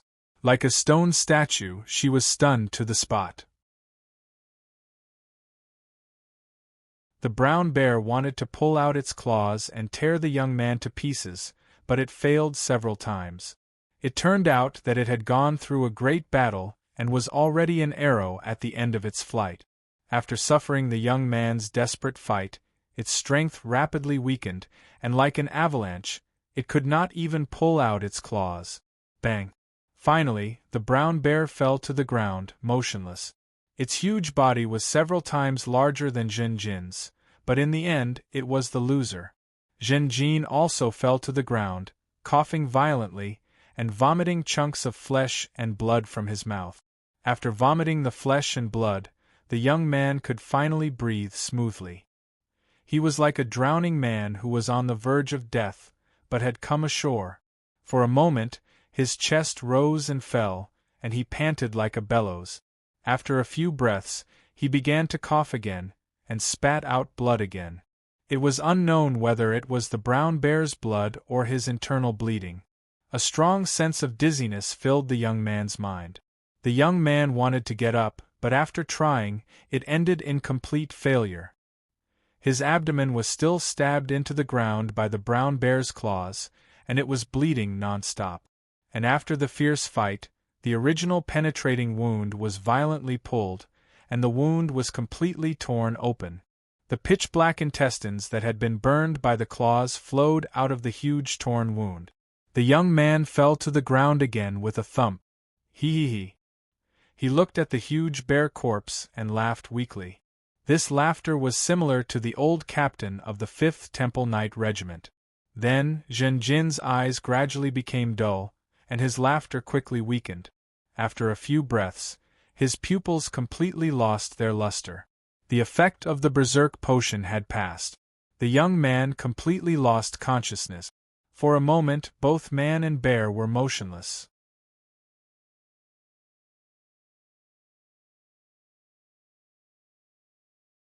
Chapter 10. Darkness. In the deep darkness, the youth gradually regained consciousness. Where? What is this place? Where am I? No one answered him, and the darkness was filled with silence. Who am I? Why am I trapped here? What am I doing? The youth became anxious. He felt as if he had forgotten something extremely important. He tried his best to recall, but to no avail. He began to struggle, wanting to break free from the cage of darkness. Then, an illusory light appeared in front of his eyes. The tiny light was especially obvious in the darkness. As the light flickered, the youth regained some of his memories. He seemed to have returned to the tavern, where he, as a member of the Knights Templar, was celebrating after winning the battle. He was listening to the teachings of the old captain. The light in the darkness was like the dim candlelight in the tavern. The youth felt warm and was about to fall asleep in a daze. At this moment, he suddenly heard the roar of a beast. In the midst of the beast's roar, the light suddenly became clear. The youth was disappointed to find that he was not back in the tavern, but in a scorching hot mine cave. The endless pain was like a wave, constantly assaulting him. Jinjin felt as if he was a small sampan, which could be broken by the strong winds and waves at any time. Other than the pain, there was also an unbearable heat, and an intense dizziness. Jinjin was not unfamiliar with these.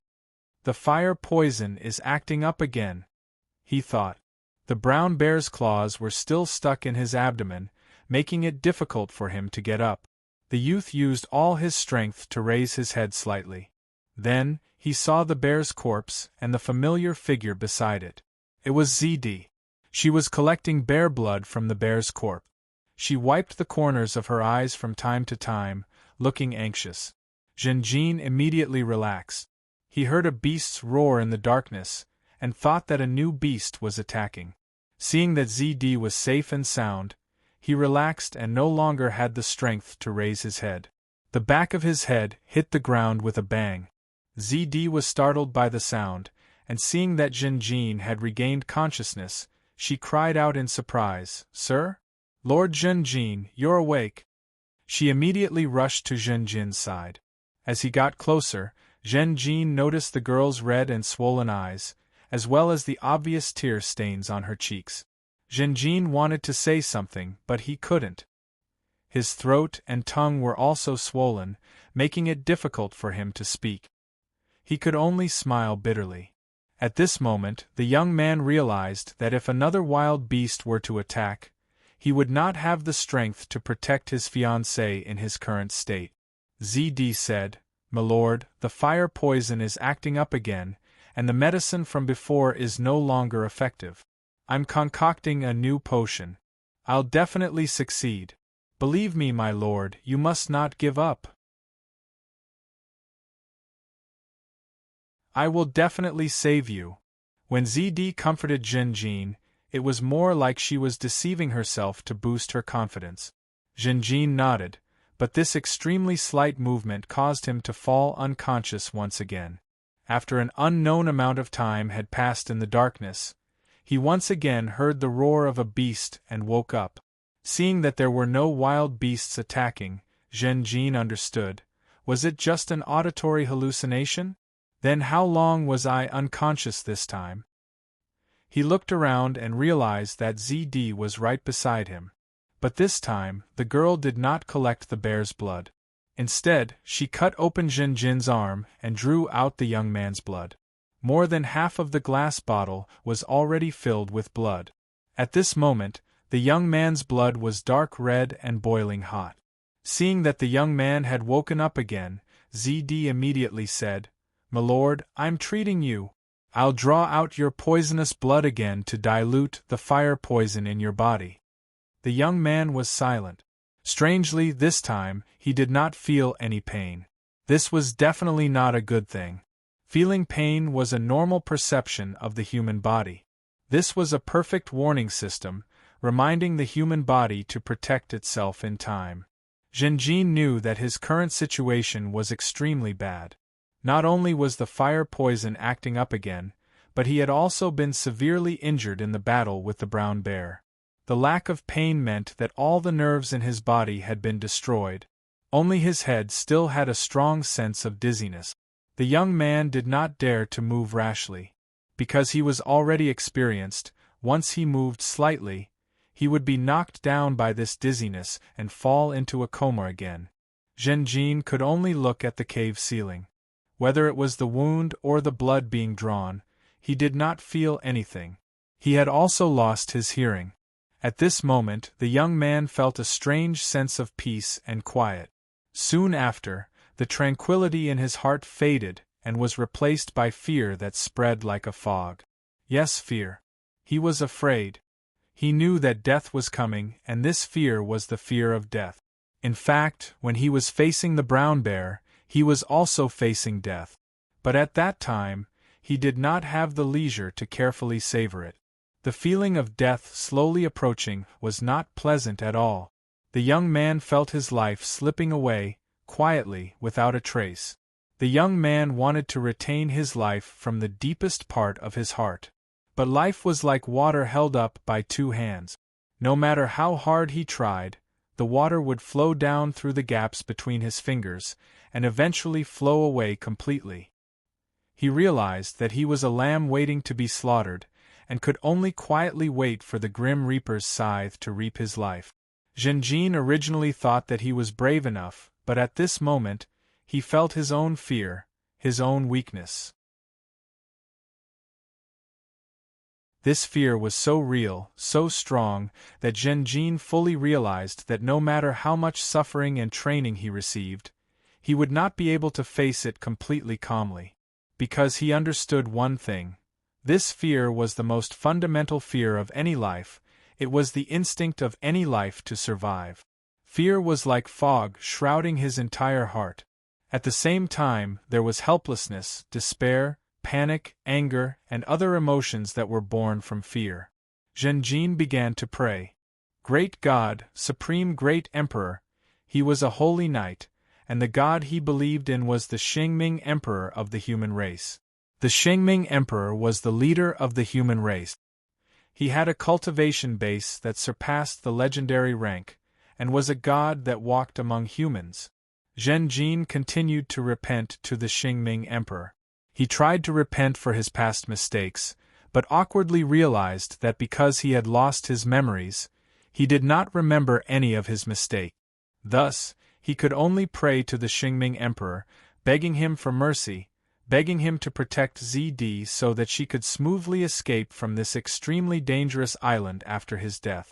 However, the young man's prayer to the god he had served all his life did not receive any response. Not even the slightest response. Every holy night is watched by the Xingming Emperor. Could it be that on this island, the connection between believers and God can be cut off?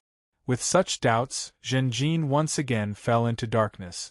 Just like before, accompanied by a world-shaking roar, Zhenjin once again woke up.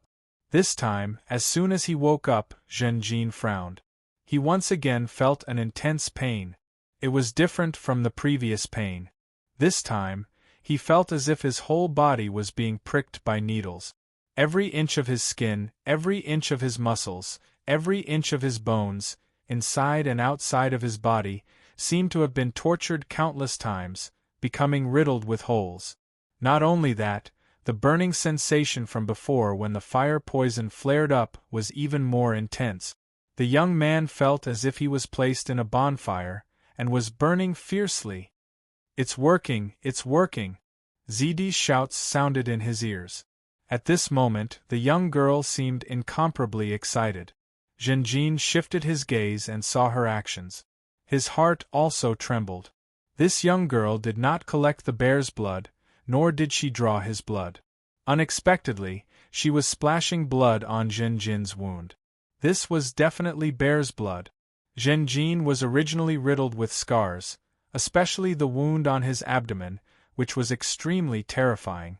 But now, the brown bear's sharp claws that pierced through Zhenjin's abdomen had disappeared without a trace. ZD seemed to have splashed a lot of medicine on the wound, so much so that it mixed into a ball, like a low-quality painter's multicolored mixed paint. An endless stream of bear's blood was poured into this thick paint, and was quickly absorbed. Zhenjin's body at this moment was like extremely dry soil. No matter how much bear's blood ZD poured in, it would all be absorbed, and at an incomparably fast speed. What kind of treatment method is this? Can it really work? Zhenjin saw himself in this state, and couldn't help but feel a chill in his heart. He absorbed more and more bear's blood, and the pain became more and more intense. But at the same time, his heart felt more and more powerful. Thump, thump, thump, thump, his heartbeat became faster and faster. The young man even had the misconception that if his heart were to beat a little faster, it would probably jump out of his broken body. This worry didn't last long, because Zhenjin fainted once again. Because the pain increased several times, it was really unbearable, far beyond the limits of a normal human body.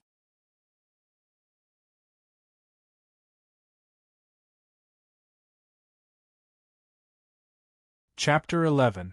After an unknown amount of time, Zhen slowly woke up. The crisp sound of birds chirping could be heard, followed by a gentle breeze, bringing with it the fresh smell of grass and trees. Zhen stared blankly for a moment before coming back to his senses. The first thing he discovered was that the pain that once tormented him had disappeared, leaving only a dull pain. He tried to raise his head, and the unbearable feeling of dizziness also dissipated without a trace.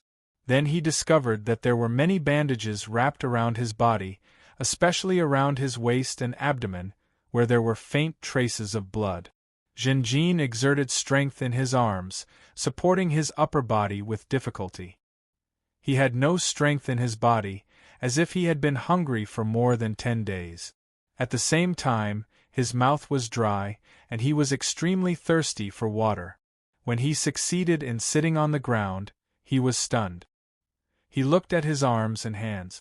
Originally, his arm bones had been shattered, and the skin and flesh of his arms had been smashed into minced meat by the brown bear.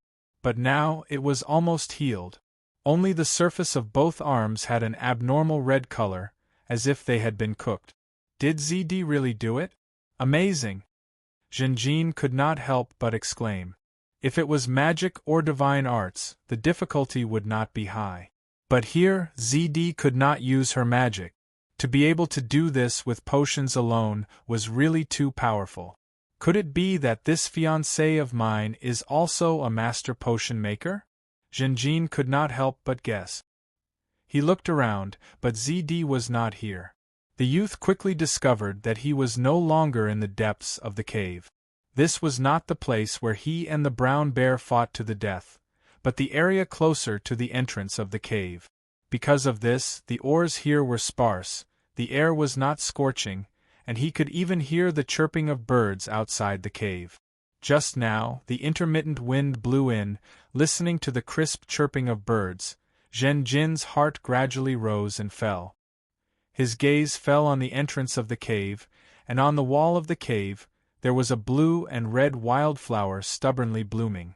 Zhen looked at it quietly, and his eyes gradually reddened, almost to the point of tears. After being addicted to life and death, the ordinary scenery made him cherish it even more. He looked at this most inconspicuous wildflower, watching its delicate and small petals tremble in the breeze. His entire body and mind throbbed.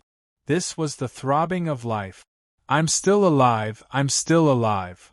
The joy of being alive was like seawater covering a beach, endless and unending, making Zhen unable to restrain himself.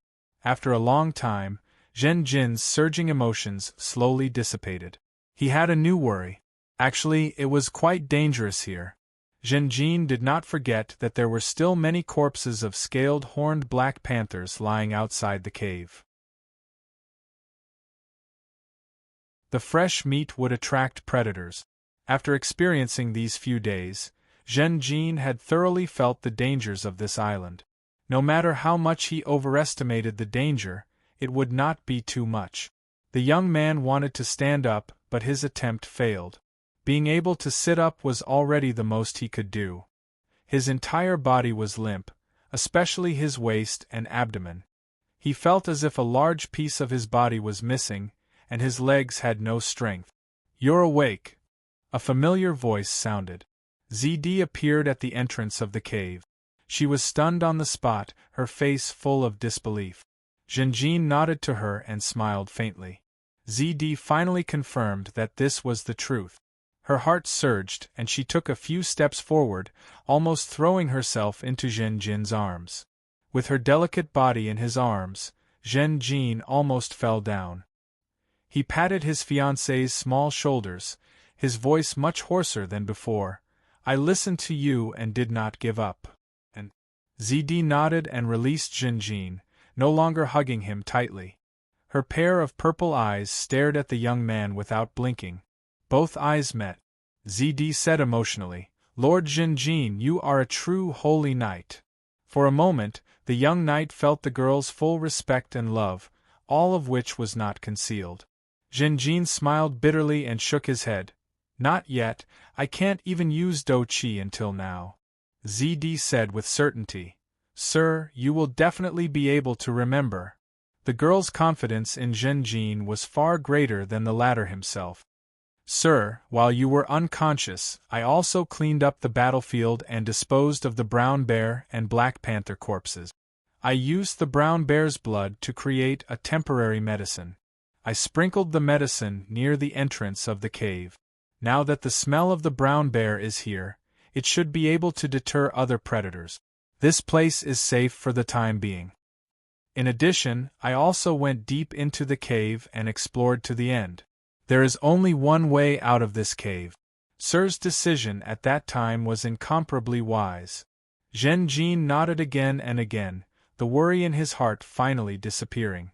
Sir, how do you feel now? ZD began to check Zhenjin's wounds again. I feel very good, but I have no strength. Zhenjin answered truthfully. Looking at ZD's busy appearance, he admired this girl even more in his heart. The girl herself was at the Black Iron rank. Even if she could not use magic here, she still had the ability to create powerful medicines. At present, it seemed that Zhenjin's protection of the girl with his life had also brought about great returns. Without the girl's help, Zhenjin would have been dead long ago. In addition to admiration and gratitude, Zhenjin also had another emotion rippling in his heart. ZD and Zhenjin had a close relationship, the two of them were engaged. Zhenjin's initial judgment was that the relationship between the two of them was more complicated than what he had expected. But no matter the specifics, the two of them had gone through life and death together. This camaraderie was not fake. Sir, your current condition is very stable. The reason why you are weak is because you lack rest. As long as you have enough food and water, you should be able to walk normally in a few days. ZD made a serious judgment after examining him. This is all thanks to your medicine, Zhenjin praised. ZD shook her head. The situation was urgent at that time, and the conditions for making the medicine were too simple. To be honest, I had no confidence at that time. I just tried my best. I did not think that there would be such a miraculous effect. Perhaps, ZD wanted to say something but stopped. Her beautiful purple eyes stared at the youth, sparkling with unconcealable curiosity and inquiry. Zhenjin smiled. What do you want to ask? You don't have to worry. ZD immediately said. Sir, are you really only at the silver rank and not the gold rank? Zhenjin muttered. Why are you so suspicious? ZD said. My lord, perhaps it's because my medicine has taken effect. But I think this possibility is too low. I think it is more likely that you have a strong life force. This kind of life force is not something that a silver rank can have. Only a gold life force can have this kind of atmosphere. Sir, you actually relied more on your own self-healing ability to get through this. You think that my cultivation is not at the silver rank, but at the gold rank? Zhenjin frowned slightly. He couldn't help but look at his arm again. Now, his arm was almost as good as new. The youth remembered clearly how terrible his arm was previously. The wound on his waist was originally very serious. But according to ZD's observation, the wound on his abdomen had disappeared and new pink flesh had grown. To be honest, this degree of healing was only slightly weaker than regrowing a broken limb. Is it really because of the effect of the medicine? Zhenjin couldn't help but be suspicious. His heart jumped. Could it be that my talent is very outstanding, and not only at the silver rank, but also at the gold rank? Could it be that I am a genius among geniuses? Then, why do I have to hide this talent? Could it be that I am afraid that someone will kill me in advance? That's why I have endured until now? His heart was full of doubts. Zhenjin thought hard but couldn't find an answer. He could only shake his head and smile bitterly. He said to ZD, Your guess is possible, but I can't answer you, because only a few scenes of my memory have been recovered. Unfortunately, as the person involved, the youth didn't know the truth. ZD brought over a water bag. Zhenjin took it and drank it in small mouthfuls. Sir, how does it feel to drink water? The young girl looked concerned and nervous. Zhenjin tasted it carefully and muttered, "There is no feeling of pain. It seems to be the same as usual." ZD heard and sighed, "That's good, but we still need to observe." Zhenjin only drank water and didn't eat anything. He only drank a small part of the water. Although it was only to quench his thirst a little, Zhenjin knew that he had to do this. Although from the outside, his injuries seemed to be recovering well, but the condition of his internal injuries couldn't be seen with the naked eye. ZD couldn't use magic here, and she wasn't a professional doctor. Zhenjin also couldn't use his douqi. After drinking a little water, Zhenjin lay down on the ground to rest and gradually relaxed. After ZD explored the end of the cave, she came to the conclusion that the cave was dug so deep, almost all thanks to the brown monkey bear. It was because it kept swallowing the ore in the mountain that it gradually built this cave. The cave was so long that it proved that the brown monkey bear had lived here for a long time. The monkey-tail brown bear was a silver-level dire beast. Living here, it had established enough authority to deter the surrounding predators. With it as the center, the area had become a fixed territory to some extent.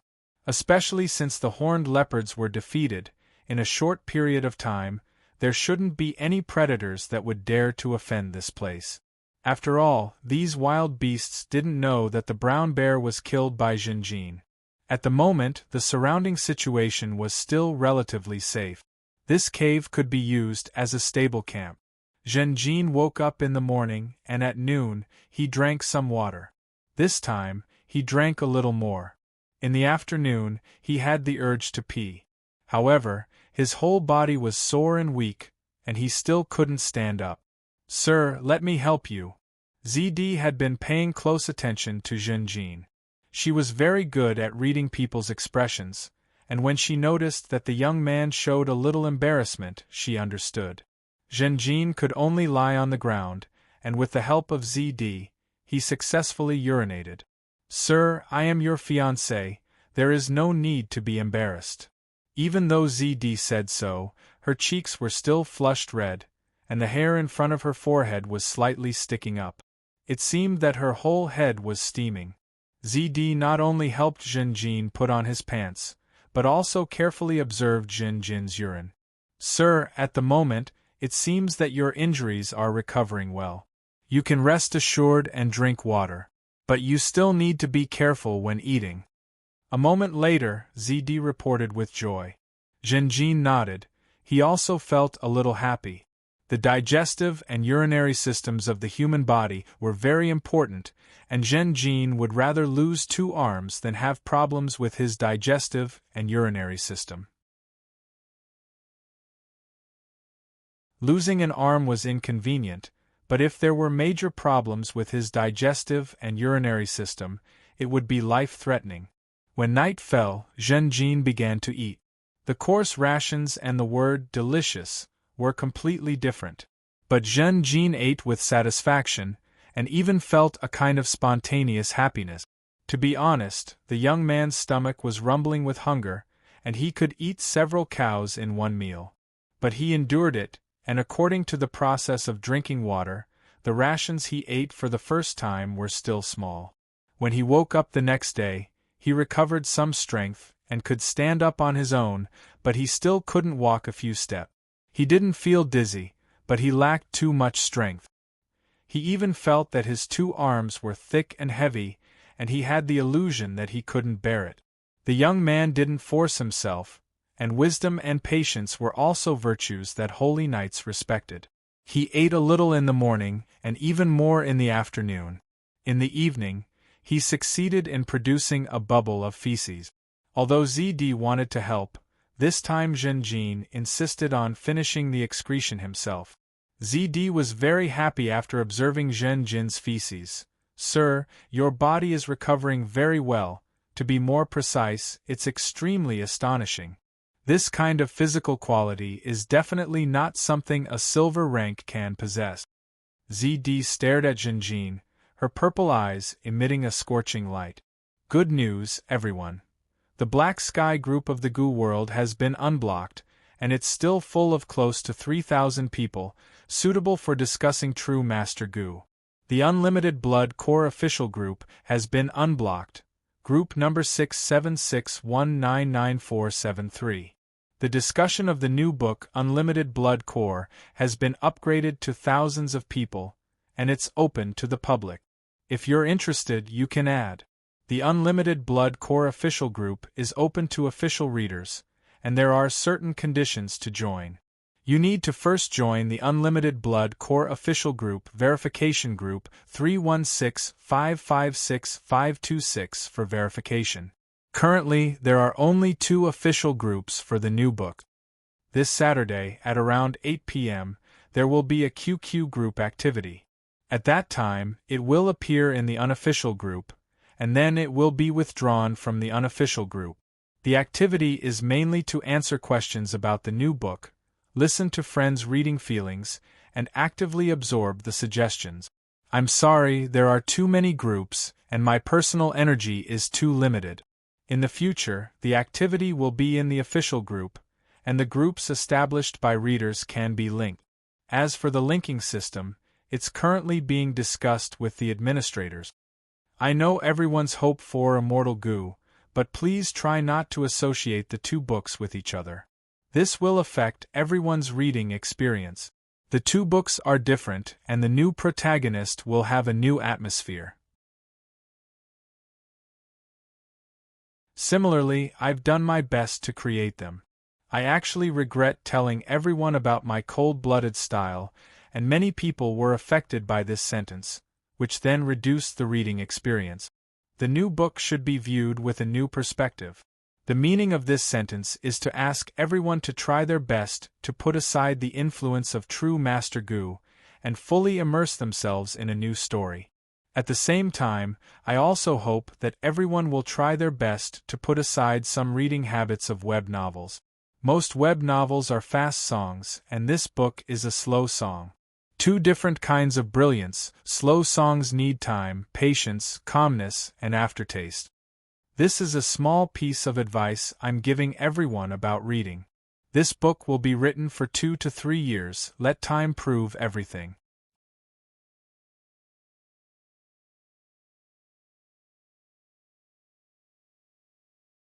Chapter 12. On the morning of the 3rd day, Jinjin slowly woke up. It was peaceful. He had rested well last night.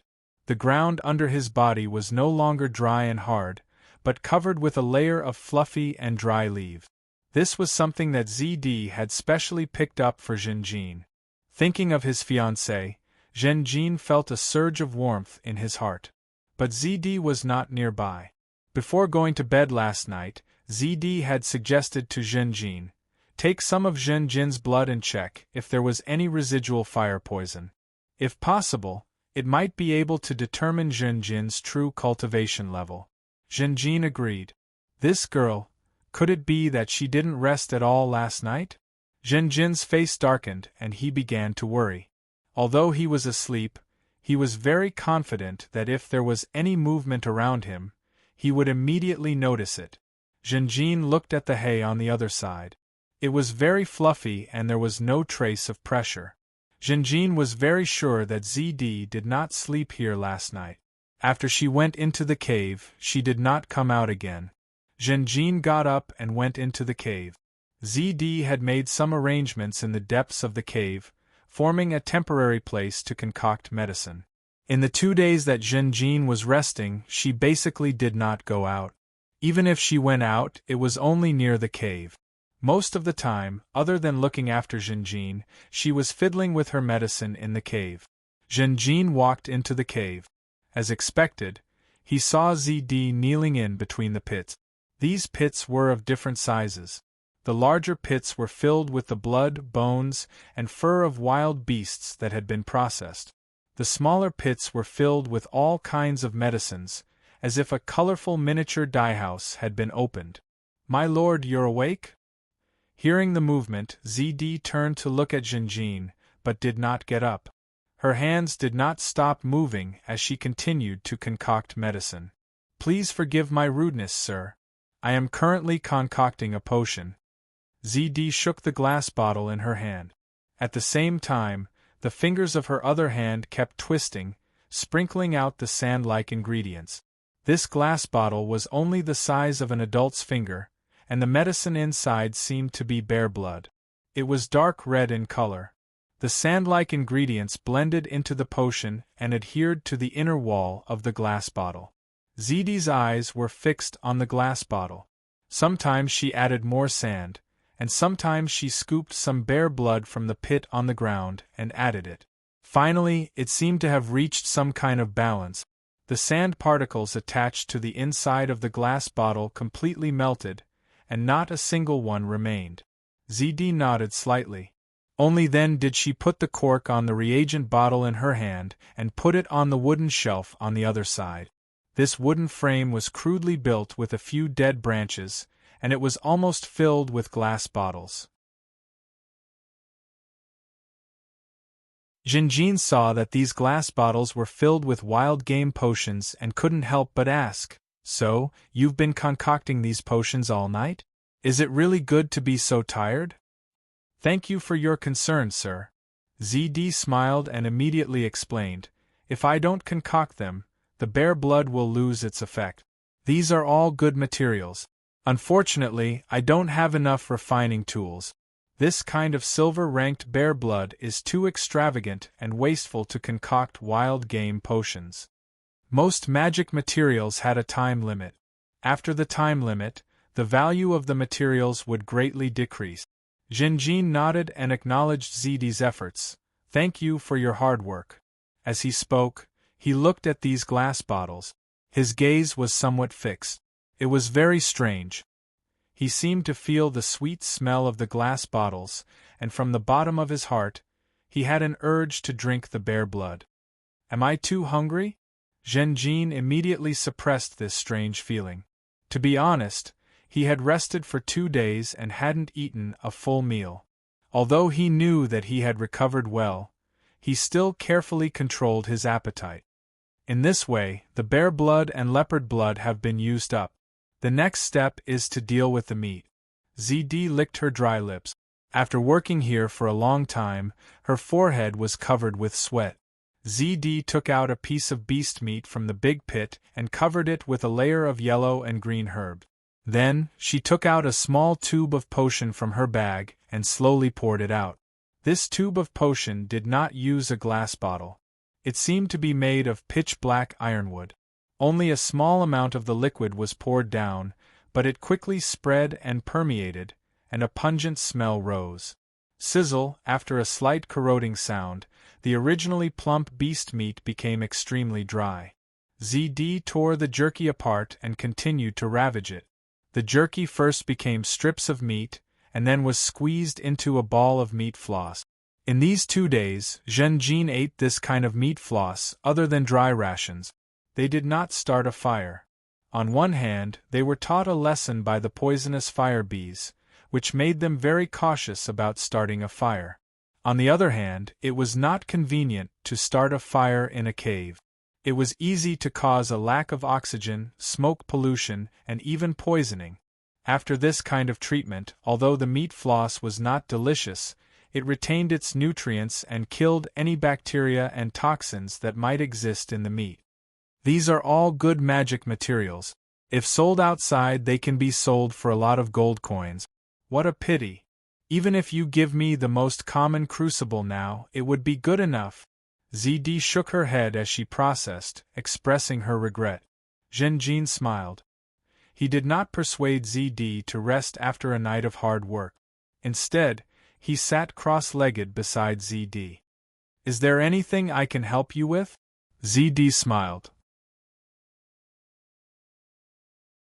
"Since my lord said so, then I won't be polite with you." Next, ZD only did the small work of pouring the potion, and Jinjin was responsible for tearing the jerky and making it into meat floss. The two divided the work, and their efficiency increased greatly. When they were working together, Zhen Jin awkwardly found that in a few holes in the corner, there were urine and feces that he had excreted over the past few days. Studying these will allow me to investigate the condition of my lord's body, ZD said calmly. But unfortunately, I can't detect your true strength. Also, I want to analyze and recreate the potion that healed your injuries. If it was really my potion that healed your injuries, then the value of this potion formula will be very high. Such a research attitude, should I say that you are worthy of being a mage? Zhen Jin muttered in his heart, but he agreed with her. You did the right thing. Did you find anything? ZD sighed and said with a gloomy expression, the situation was very urgent. Some of the key steps were based on my intuition. I couldn't even estimate the ratio of the ingredient. It is impossible to recreate the potion completely. I can only do my best. But it's not that I didn't find anything else. I used the bear's blood and ores to create 2 potions. One can promote combustion, and the other can resist fire. Zhen Jin nodded. After he helped ZD get rid of all the beast meat, he patted ZD's shoulder and suggested, "Let's eat together." The two of them ate some dry rations, some freshly made meat floss, and some water. The water was warm. Although they did not start a fire, they could rely on the ores to heat it up. In such an environment and condition, drinking a mouthful of warm water would bring the greatest comfort. When the warm water flowed down the throat and into the stomach, the whole soul would feel like it was being gently comforted from top to bottom. There was enough food, but not much water. The two of them were very frugal. After drinking a few mouthfuls of water, Zhen Jin said, "Let's talk about you, ZD." ZD nodded. "My lord, I am your fiancé. There is no doubt about that. Then, which family are you a member of? Where is your family's territory?" ZD laughed bitterly. "My lord, you overestimate me. I am not a noble. I am just a merchant. My family has been doing business for generations." "Oh!" Zhen Jin could not help but raise his eyebrows slightly. This answer was a bit unexpected. The marriage partners of nobles were almost always nobles. Some nobles even married their relatives in order to maintain the purity of their bloodline. "So, you have awakened some kind of superior bloodline?" Zhen Jin asked again. This was also possible. Although nobles only had one wife, they usually had a lot of lovers and illegitimate children. It was very difficult to determine the true bloodline just by looking at the family tree. In history, there was no lack of inferior nobles with a strong superior bloodline. There were even commoners who suddenly erupted with astonishing potential. After tracing back, it was discovered that their bloodline came from a superior noble. Often, these people with strong bloodlines would be recruited by nobles and incorporated into their family. However, ZD shook her head again and showed a trace of bitterness. "I am very sorry to disappoint my lord. My bloodline is very ordinary. In fact, to be able to reach the Black Iron rank has almost exhausted my potential. I am not a noble. My ancestors were not nobles. My father was the previous president of the Wisteria Chamber of Commerce. Now it is my turn to control the Chamber of Commerce." Wisteria Chamber of Commerce? That name sounds familiar. Wait, could it be? You're tuning in to the Phoenix Knights YouTube channel. Don't forget to subscribe and join us on this journey to catch the most captivating stories.